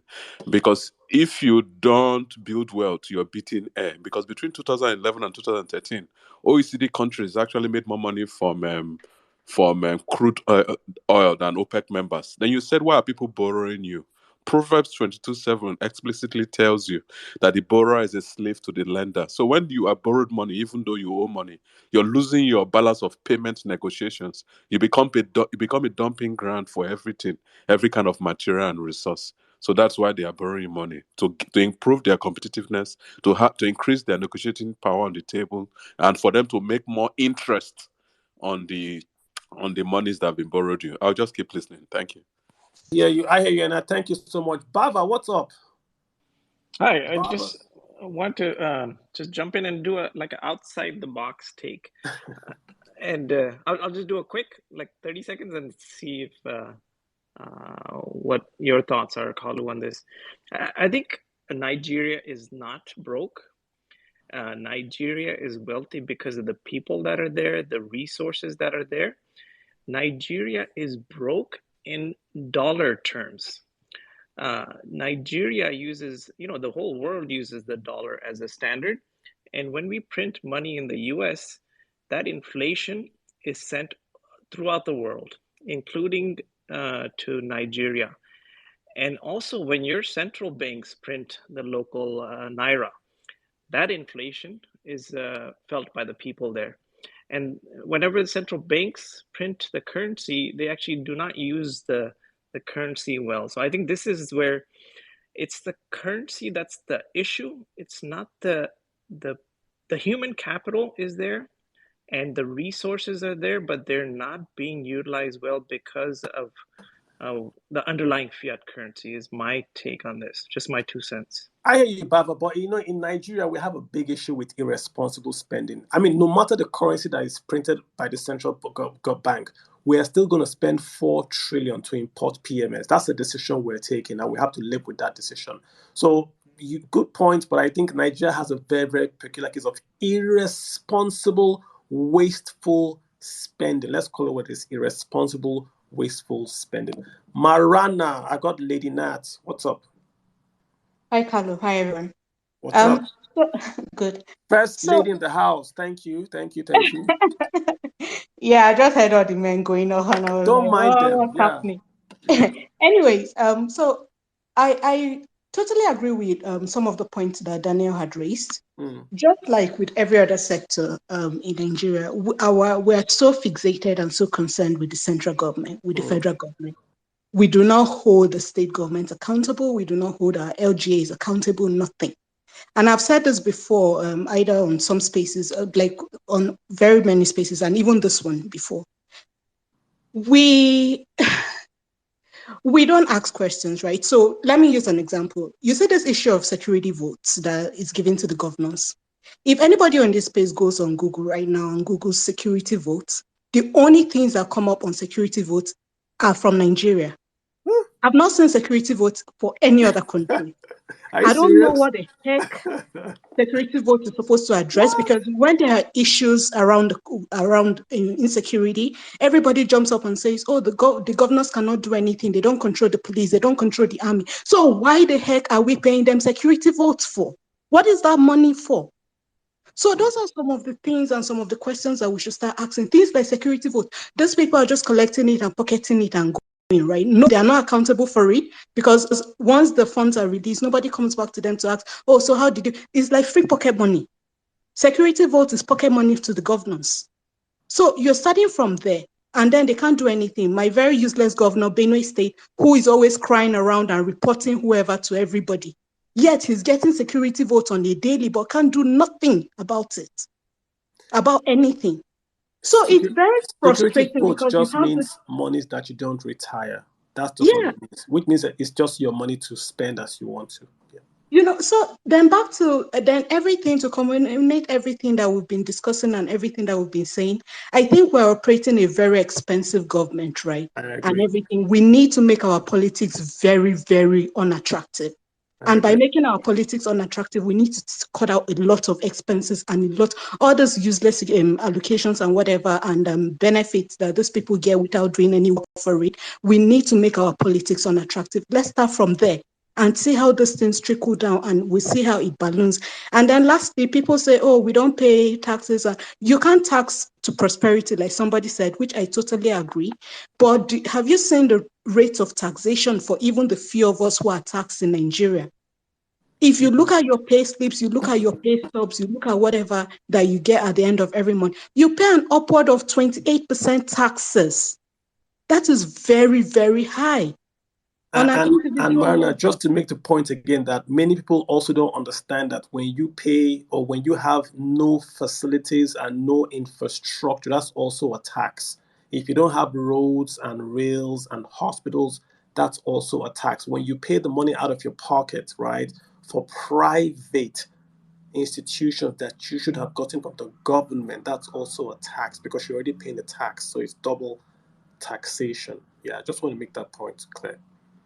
All right. So thanks, everyone. We have a lot to ponder around. Yeah, Marna, someone fact-checked you. Someone Googled security votes, and it's only Nigeria. Someone fact-checked you. No, I've been on this security vote issue for a very long time. It's really annoying. All right, then. Thanks for chopping. I appreciate that, right? Okay.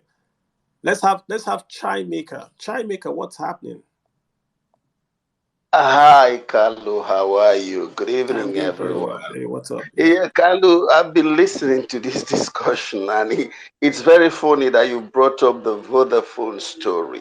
So, but you brought it up to a particular extent. But let me just talk about whether Nigeria is broke. Nigeria is broke because we have what we call a spending problem. We have the infrastructure. So I will link it to the Vodafone story. Remember the Vodafone story that you talked about, that Vodafone thought Nigeria wasn't a good market for them to invest, right? Yeah. Now there was something, Vodafone actually have an office. They commissioned an office in Ikoyi as a den that actually brought them that report. But MTN, why did MTN come, went into Nigeria? They also did a report, but their own feasibility study was very simple.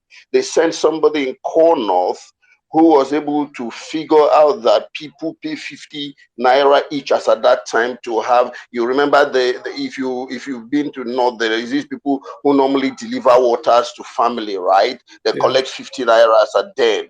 So now there was this study that in most of the houses, that's very, remote part of the North that was very poor, that each of those homes pay 50 naira every day to have water delivered to them. Some of them pay twice. So MTN thought, if this, very remote area people can pay 50 naira a day, there is no reason why they cannot, make calls, which I think was the reason why they put the first price per call to be 30 naira. That was, actually I read something about that. So on one hand, you have Vodafone that has a lot of experience, having telecommunication in different countries, but couldn't identify the potential that Nigeria has, which is actually what we have today in terms of governance. There are people who go into governance, and you talk about all the experience that they have, but then they cannot figure out how to make Nigerian rich. So what's our problem? We have a very big problem in spending. Now, the amount of spending in Nigeria, if you spend it here in England, I'll tell you, if the money that they spend in moving Mr. President from one location to another location, if you spend it to move Britain Prime Minister from one location to the next location, he won't have a job the next day. He won't keep a job the next day. So these are the things, the wasteful spending. And then if you look at other things, so one time I was in Nigeria, so I was somewhere around Lagos, around the Aja area, and I think it was Ambode that want to commission one of the market there. The vehicle that came to that place with the governor was almost up to 200. Just to come and commission it. I think that was some roundabout that they did in the area. There was traffic everywhere. So we cannot have a country that wastes that type of money and think we are going to make wealth. It's not possible. Right? Understand? So what's the way forward? We now know our problem. We now know, as I think one of our colleagues here talked about, that Nigeria have the resources are there. So how do we, the potentials are there. So what do we do? How do we make our country? So now that's where you see a presidential candidate talking about that we have to invest in the right areas. We have to cut down cost of governance. We have to cut down wasteful spending. And then we now reinvest in education. If you don't invest in your youth, if you don't grow your middle class, there is no way you can make more money. So it's just very simple. You need to invest in your youth because they are going to, take over the country in future. That is why you see country like Canada will say, okay, well, we are going to, our aging population will go high. Our youthful population, we need to expand it. Let's not talk about Canada, because that one is, Nigerians don't yet know what's happened. That Canada is stealing. That's the word I'm using. Canada is stealing the wealth of Nigeria with this stuff, and Nigeria, let them get away with it. I mean, Cuba sends doctors to Spain, but Spain pays. They have a rule that Spain pays.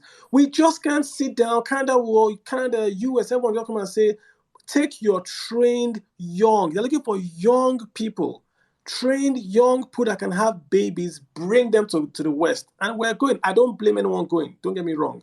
If you have a chance to go to Canada, God bless you. I'm just saying, man, that this is theft. And Canada, it's theft. And because Nigeria is bad, I get it.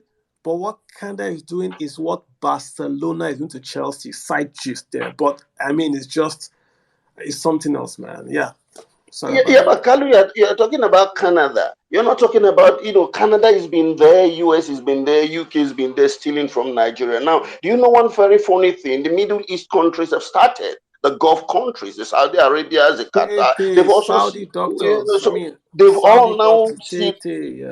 Yes, they've not all now seen Nigeria as a soft target. So, so how do we, if we look at this election coming up, we look at candidates that will say, okay, well, we have to invest right, we have to put more money in education, we have to actually, invest in small and medium businesses. This is the driver of growth. That must be driven by private sector investment. But that must be there must be a legal instrument mandating that, because if you don't do that, private sectors cannot throw in their money if there is no guarantee or backing from the government. So I would have expected it. Chymaker, let's make it simple, right? If a president is elected in 2023 and understands business and says, okay, I am going to give a bank guarantee, 500,000 naira.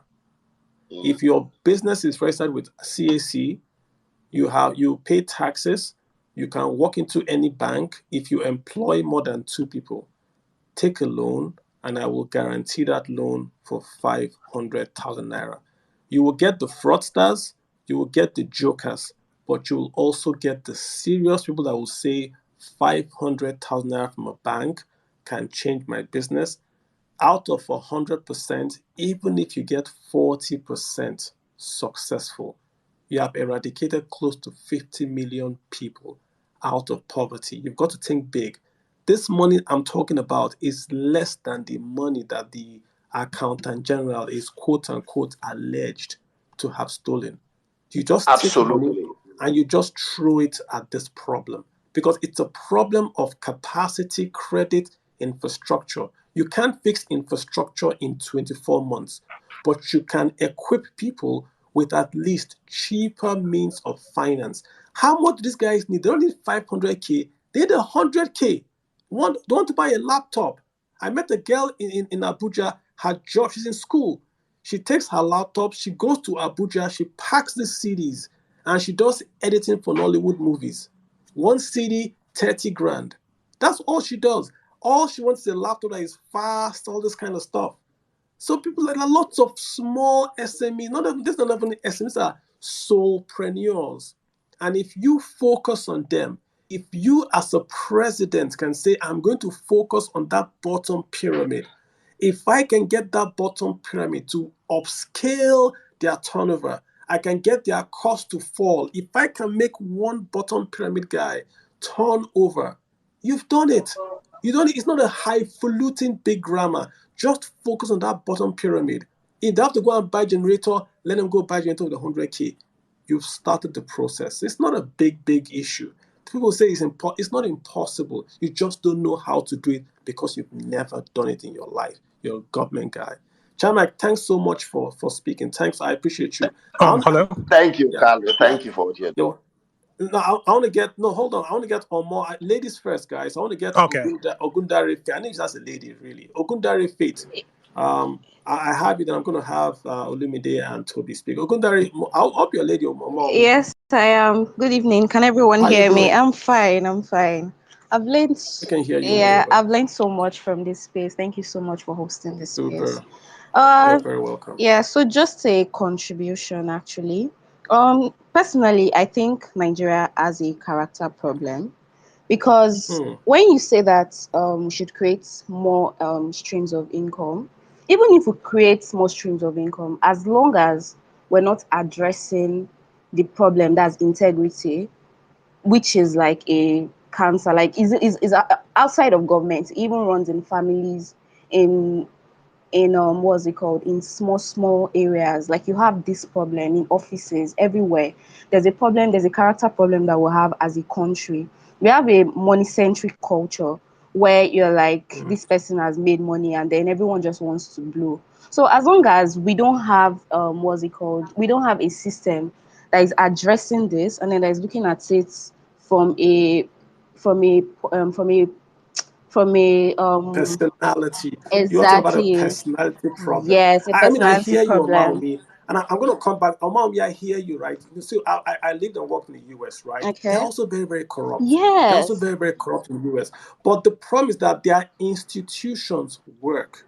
Yes. Their institutions work. I think the problem with us is that we have no institutions. We have the Attorney General was going to run for governorship. The central bank governor, for crying out loud, was running for president. Why? The central bank governor. Why still a central bank governor? So this is why the personality point you're talking about then come to fore, because we don't have these institutions. So I hear you, I agree with you, but let's fix the boulders. I think the boulder guys are the ones that are going to get out of the way, so that the small ones do come in. But it's true, if you hire a CEO that is a crook, it doesn't matter the amount of Harvard PowerPoints he Yes, it sees. doesn't. It's going to be a crook. So personality is also very, very key. Guys, we got 45 minutes. No more requests to speak. I'm going to make sure everyone that has requested now is going to speak. Everyone now requested going to speak. So no more requests. Want to shut down by say yeah, this is 12:45. 9 p.m. right? So guys, no more new requests to speak, but everyone that's requesting that's going to speak, keep it short, about a minute, guys. Let me have Towmee, and I'm going to have a little. Towmee, go ahead. Yeah, so hello. Just to say, obviously speaking, Nigeria without a doubt is broke, and probably sometime in this decade, Nigeria is going to have a debt crisis. The big problem I see with Nigerians when Nigerians speak about Nigerian fiscal issues is that Nigerians have an obsession with revenue. I hate it when Nigerians talk about how the Nigerian government doesn't tax enough. As you've said many times, Nigeria's problem is a spending problem. Basically, let's even say that the Nigerian government increases the proportion of the economy which it taxes every single year. What's basically being done is just like a drug addict, you're just simply giving the addict more drugs. Nothing is ever going to quench the craving of the addict. And one thing which many Nigerians do not fully understand or grasp is the more a government taxes an economy and spends as a proportion of an economy, it slows down economic growth. If we look at the areas of the world right now which are growing, whether we compare Europe, we compare Asia, we compare Africa, it's no mistake that right now in the world, in relative terms, the area of the world where the state taxes the least is Asia. And it's no mistake that power in the world is moving towards Asia. One thing I would say is Nigerians should cut out the whole thing about taxation from their lexicon. More taxation and more spending is going to ensure that Nigeria remains permanently where it is.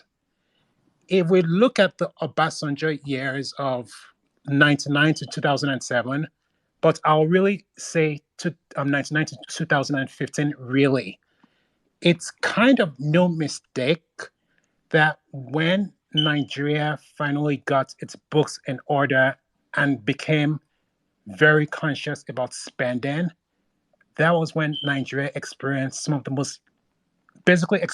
most solid economic growth it has ever experienced. That then is no mistake. So I'll kind of end by saying this. Here is my own opinion and my own solution for where Nigeria needs to go. And I'll kind of say, sadly, all presidential candidates, except maybe one or maybe two, are not really expressing it in these terms. If I was someone running for office in Nigeria, there are a couple of policies I'll follow immediately. No, Toby, I'm going to make you round up a bit. Yes. I'll be done in 30 seconds. A couple of things immediately. Number one, for the most part, freeze spending where it is right now and end things like states allocation. Number two, corporate tax rates, make it one of the lowest in the world. I agree. At least 10% or even below, or even abolish it. Absolutely. And three, this is very critical. The Land Use Act must be abolished. For as long as security or private property doesn't exist in Nigeria, no one is going to say we're going to, put down billions of dollars to come build things.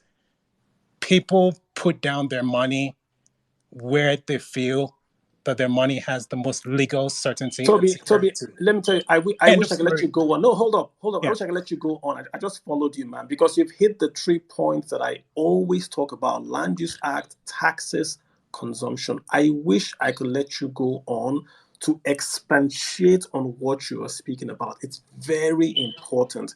I just followed you. I love what you just said. I hope the recording is going to be there. People can go back and send you a DM and follow you, and you can explain what you are saying. It's very important. Cutting taxes. That Land Use Act, I'm going to do a special speech on that Land Use Act. That thing is the second worst policy ever done in the history of Nigeria. In my own opinion, it's the worst. The worst like is not a country, far. The worst is not far. The worst is the Federal Character Commission. That's the worst. Then Land Use Act is the second worst. That guy, if you take Land Use Act away from Nigeria, Nigeria's GDP will go up by 4 times. I will please say something very, very quickly, and it's be the very last thing I would say. China might be a communist state, but the secret sauce behind China's growth, which no one talks about, is in the past 40 years, China has moved aggressively towards private property. True. China is number 48 in the world in private property protections, even ahead of South Africa. And Nigeria is like number 128. And they're a communist nation. Towmee, I hear you, man. Let's get others in. I completely agree with your comments, completely, right? Olumide, hi. What's up, man? Yeah, hi, Kalu. Interesting conversation. Yeah, great. Nice to have you here. Yeah, just because of time, I'll be very brief. I just wanted to highlight the fact why a country like Nigeria that has so much oil reserves would be this broke. First of all, we have the political elite that do not patronize the hospitals. Their kids do not use our food. Olumide went there. They don't use our infrastructure. How would you expect that? How do you expect those facilities to be standard, and also the fact that the naira is subsidized, these guys have access to PTA, school fees, and also healthcare. So you see that they put the entity as so much disrepute. And also, if you look at the market liquidity in terms of the currency market, they are the ones gaining the advantage. We understand why they've not been able to remove fuel subsidy. So I really agree with you. Carl, I've been following for a while, and I share most of your sentiments, because particularly when you look at many of these governors and you see the pensions accrued to them, one starts to wonder whether it's really a revenue problem or a spending problem. I think it's more of a spending problem. And while the last speaker spoke about taxation, I don't really think taxation is the problem, because if you look at it in GDP terms, Nigeria has one of the lowest taxation capture in the world. I think the issue here is the utilization of funds. And like I said, we lack that credibility, especially from our politicians. We've seen that they have fast hands and they really have magnetic towards dollar assets. They don't patronize the naira. They are not productive driven. All they think is stealing funds. Maybe they want to put it in heaven. One cannot tell. But I will close with this. What the latest report shows, that we are borrowing to pay debt is a shame. For anybody that understands what finance is in Nigeria. And I think this is the time to wake up, And I thank you for the opportunity, Carl. Thank you very much. I appreciate that. Thank you so much, right? Let me have Kwechiri. That's Kwechiri K. Thanks, Olumide. Appreciate that. Good evening, Mr. Kalu and everyone. How you doing? Well, I'm fine, thank you. I'm going straight to the question, is Nigeria broke? I'll say completely from my own standpoint that Nigeria is not broke as a country. Saying that Nigeria is broke currently, let's say, for instance, the subsidy that we all keep talking about, take away subsidy from Nigeria, for example, you clear our debts. Take away subsidy the second year, you can be able to establish refineries in Nigeria. Take away all of like the subsidy. And again, talking about Nigeria being broke as a nation, Nigeria is not really broke. If we get down to even this revenue we talk about not generating enough, maybe Nigeria is broke based on the figures that the federal government presents to us. But in reality, I don't think Nigeria is that broke. Let's say, for example, the transport system, for example, the revenue is generated from out, and all these guys are taxed. Transporters are taxed daily, but this money is not properly accounted for. Yeah, but Let's go to the if it's not Kwechiri, if I have money on the moon and I need to pay my bills in Lagos, do I have money? No, you don't have it because you don't have access to it to pay in Lagos. So, but I was going to bring that to government as well, because it's government that allow all these institutions to establish to be there and all. So we also talk about wasteful spending. That's also a lot, because a lot of resources are not properly accounted for. Let's say, for example, the mystery of the money being stolen or that escaped from the office of the accountant general, which are equivalent to about 80 billion naira, which converted at CBN rate is about $190 million. So we know that a lot is going on in the country called Nigeria that makes it look as if Nigeria is broke, when in reality, it's not that really broke if everything is properly managed. And if Nigeria is a company... I hear you, sir. I hear you. It's like what you're saying is this. Okay. What you're saying is this, right? Can man fly? Man can fly, but if we have a plane, we can fly. So is Nigeria broke? Yeah, so it's the same thing we're saying. Is Nigeria broke? Yes, it's broke. But it's broke because we mismanaged it. But the reality is that it's broke. Just want to make that. I agree with you, but just to make sure, Yeah. Bro. So thanks. You are here for a long time. I just want to make sure I get you to speak. Thanks so much for waiting, sir. I appreciate that. Okay, thank you. And Tunji, hey, what's up, Tunji? Thank you for waiting so much. Tunji, what's happening? Hello, Mr. Kalu. Thank you. You recognize that I waited. I'll quickly need to state that Nigerians in general, which makes up Nigeria, has been broke for a while, and the Nigerian government is actually just catching up.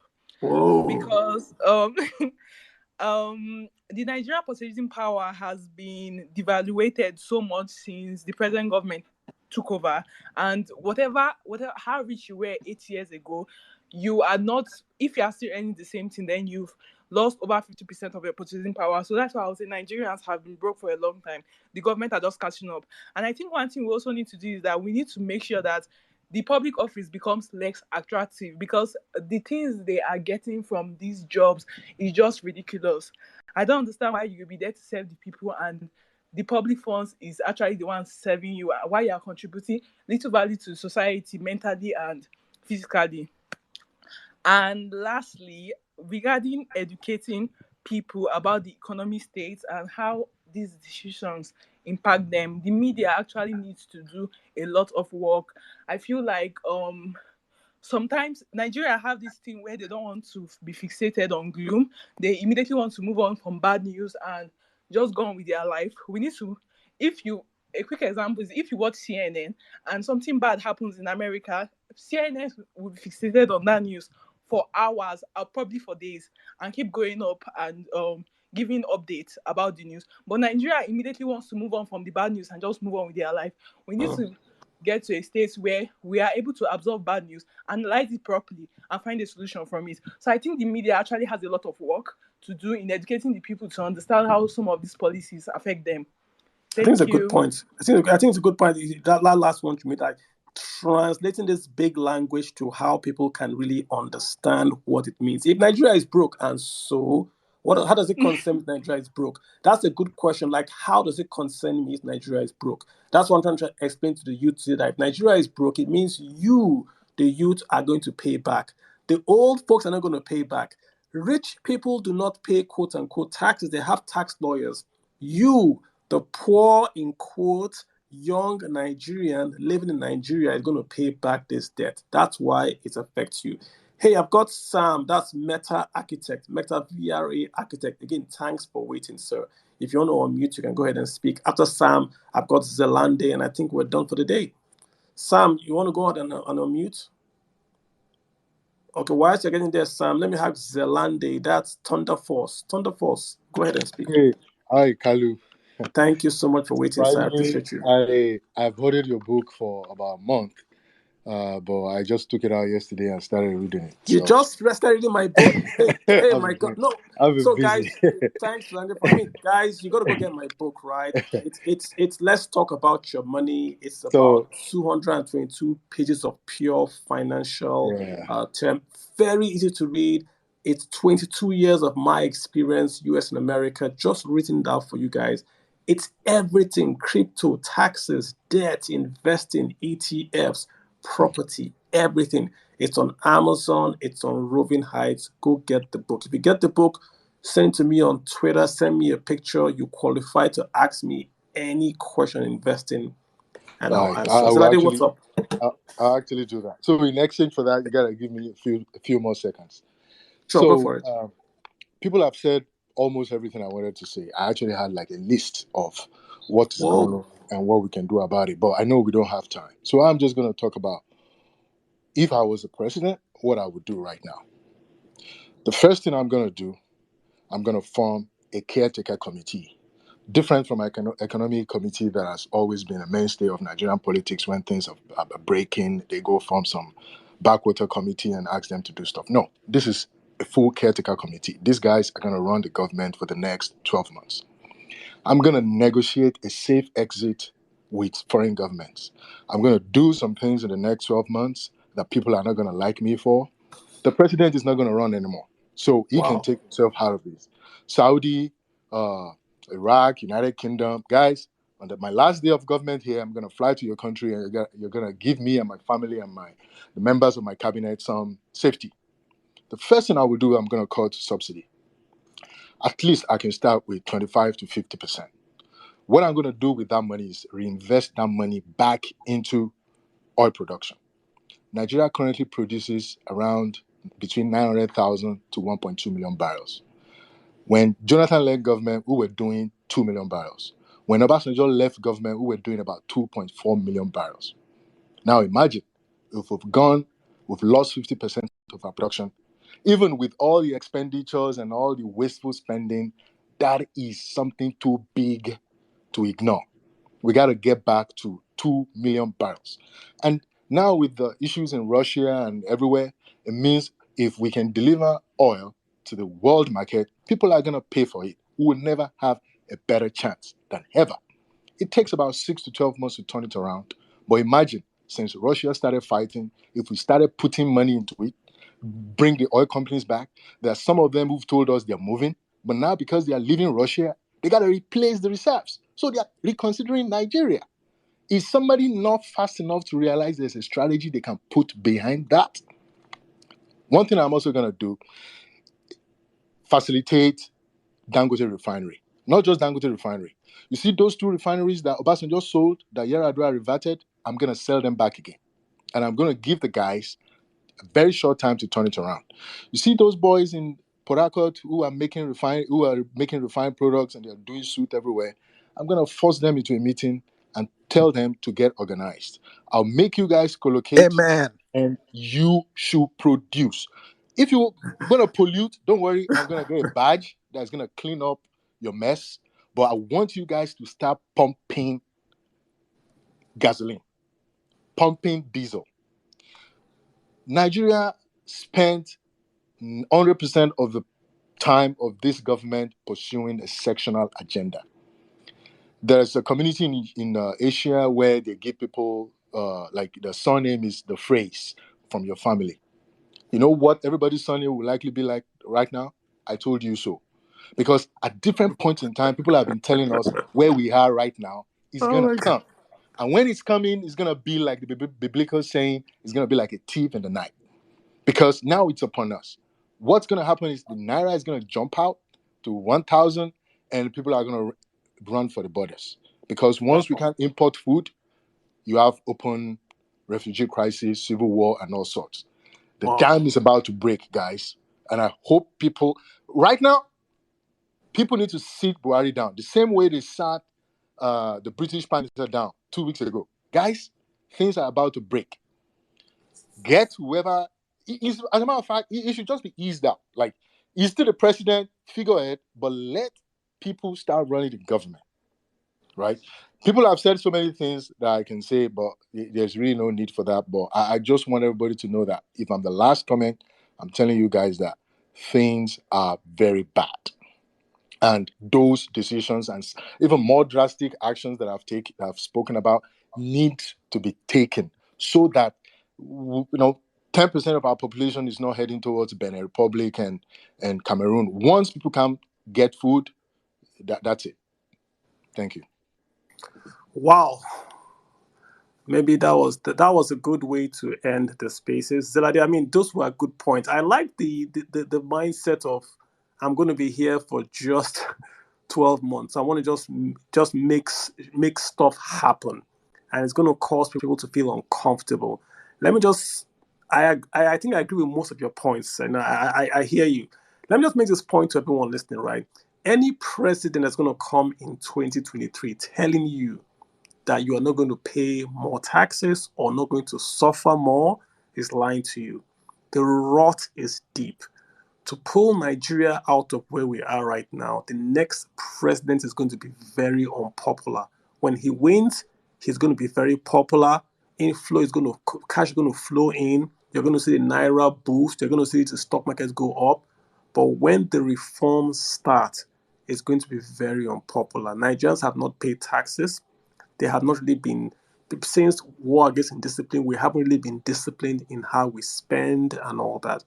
Anyone trying to fix Nigeria that is not going to really go back and change the very core of Nigeria. This idea that you can steal money, go to court, then get maybe slap on the wrist and then be a big boy after and even run for government, that has to go away. How can the accountant general he's been accused now of stealing nearly more than 100 and so billion. And then kids are looking for grants to buy a laptop. They can't get a grant to buy a laptop. How is this a country? You can't drive from Lagos to Ibadan after 6 p.m. You can't even drive in the north at any time. You can't the capital city to the location that has the largest military and security formation, Kaduna. You can't drive at any time.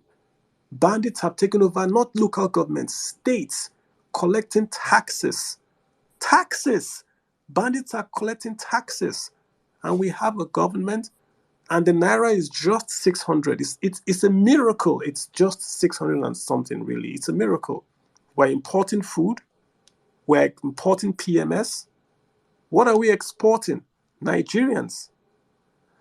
So I don't like to have very, very doom and close. There are lots of good things to do with Nigeria. Any president coming tomorrow can simply reverse a few policies and the economy will boom. That is a big positive. The opportunities tomorrow are more than the darkness today. That's how I'm going to say it. But if you don't choose right, if you go do this choosing CEO because the guy speaks your same language, you are looking for trouble. You've got to be very, very deliberate. You've got to ask yourself, who will help my business? Who, if I elect as a CEO, will help my business? Go vote for that person. We've had enough, guys. If you're not, we've had enough. You don't have a second passport to be very deliberate about who you vote this time. Be very, very deliberate, guys. On that note, let's just round the room up. I thank you all for listening. I've got about maybe lots of folks here. Thanks all for speaking. Thanks all for contributing. We always do this every Saturday. We try to have a talk about money, finance, and of course the economy. My name is Kalu Aja. I always host with Obi. She's been very quiet this week, but hey, that's okay. So Obi, thanks for being at the background and helping out. So if you want to say bye, I can come back and so say bye. Hi, Kalu. Yeah, you're right. I've been need to be quiet. I've been in the background. Got my hands full. Oh, well, I see a friend here. Chris, hello. How are you? All Anyway, right. thanks. All right, super. Having a lovely weekend. Thanks for joining, everyone. Excellent, guys. Excellent. We'll try to do a session next week again, right? We'll try to do a session. Maybe we'll do the economics of the policy series again, where we talk about the candidates now. I think we'll have more clarity on the candidates and their vices. I still don't have the economic plan. I do have an economic plan written by a third party that we could use and talk about the three candidates' economic policies, not their personalities, their policies. Maybe we can do that next week. I want people to be very equipped. No more, if you notice, guys, nobody's eating corn anymore.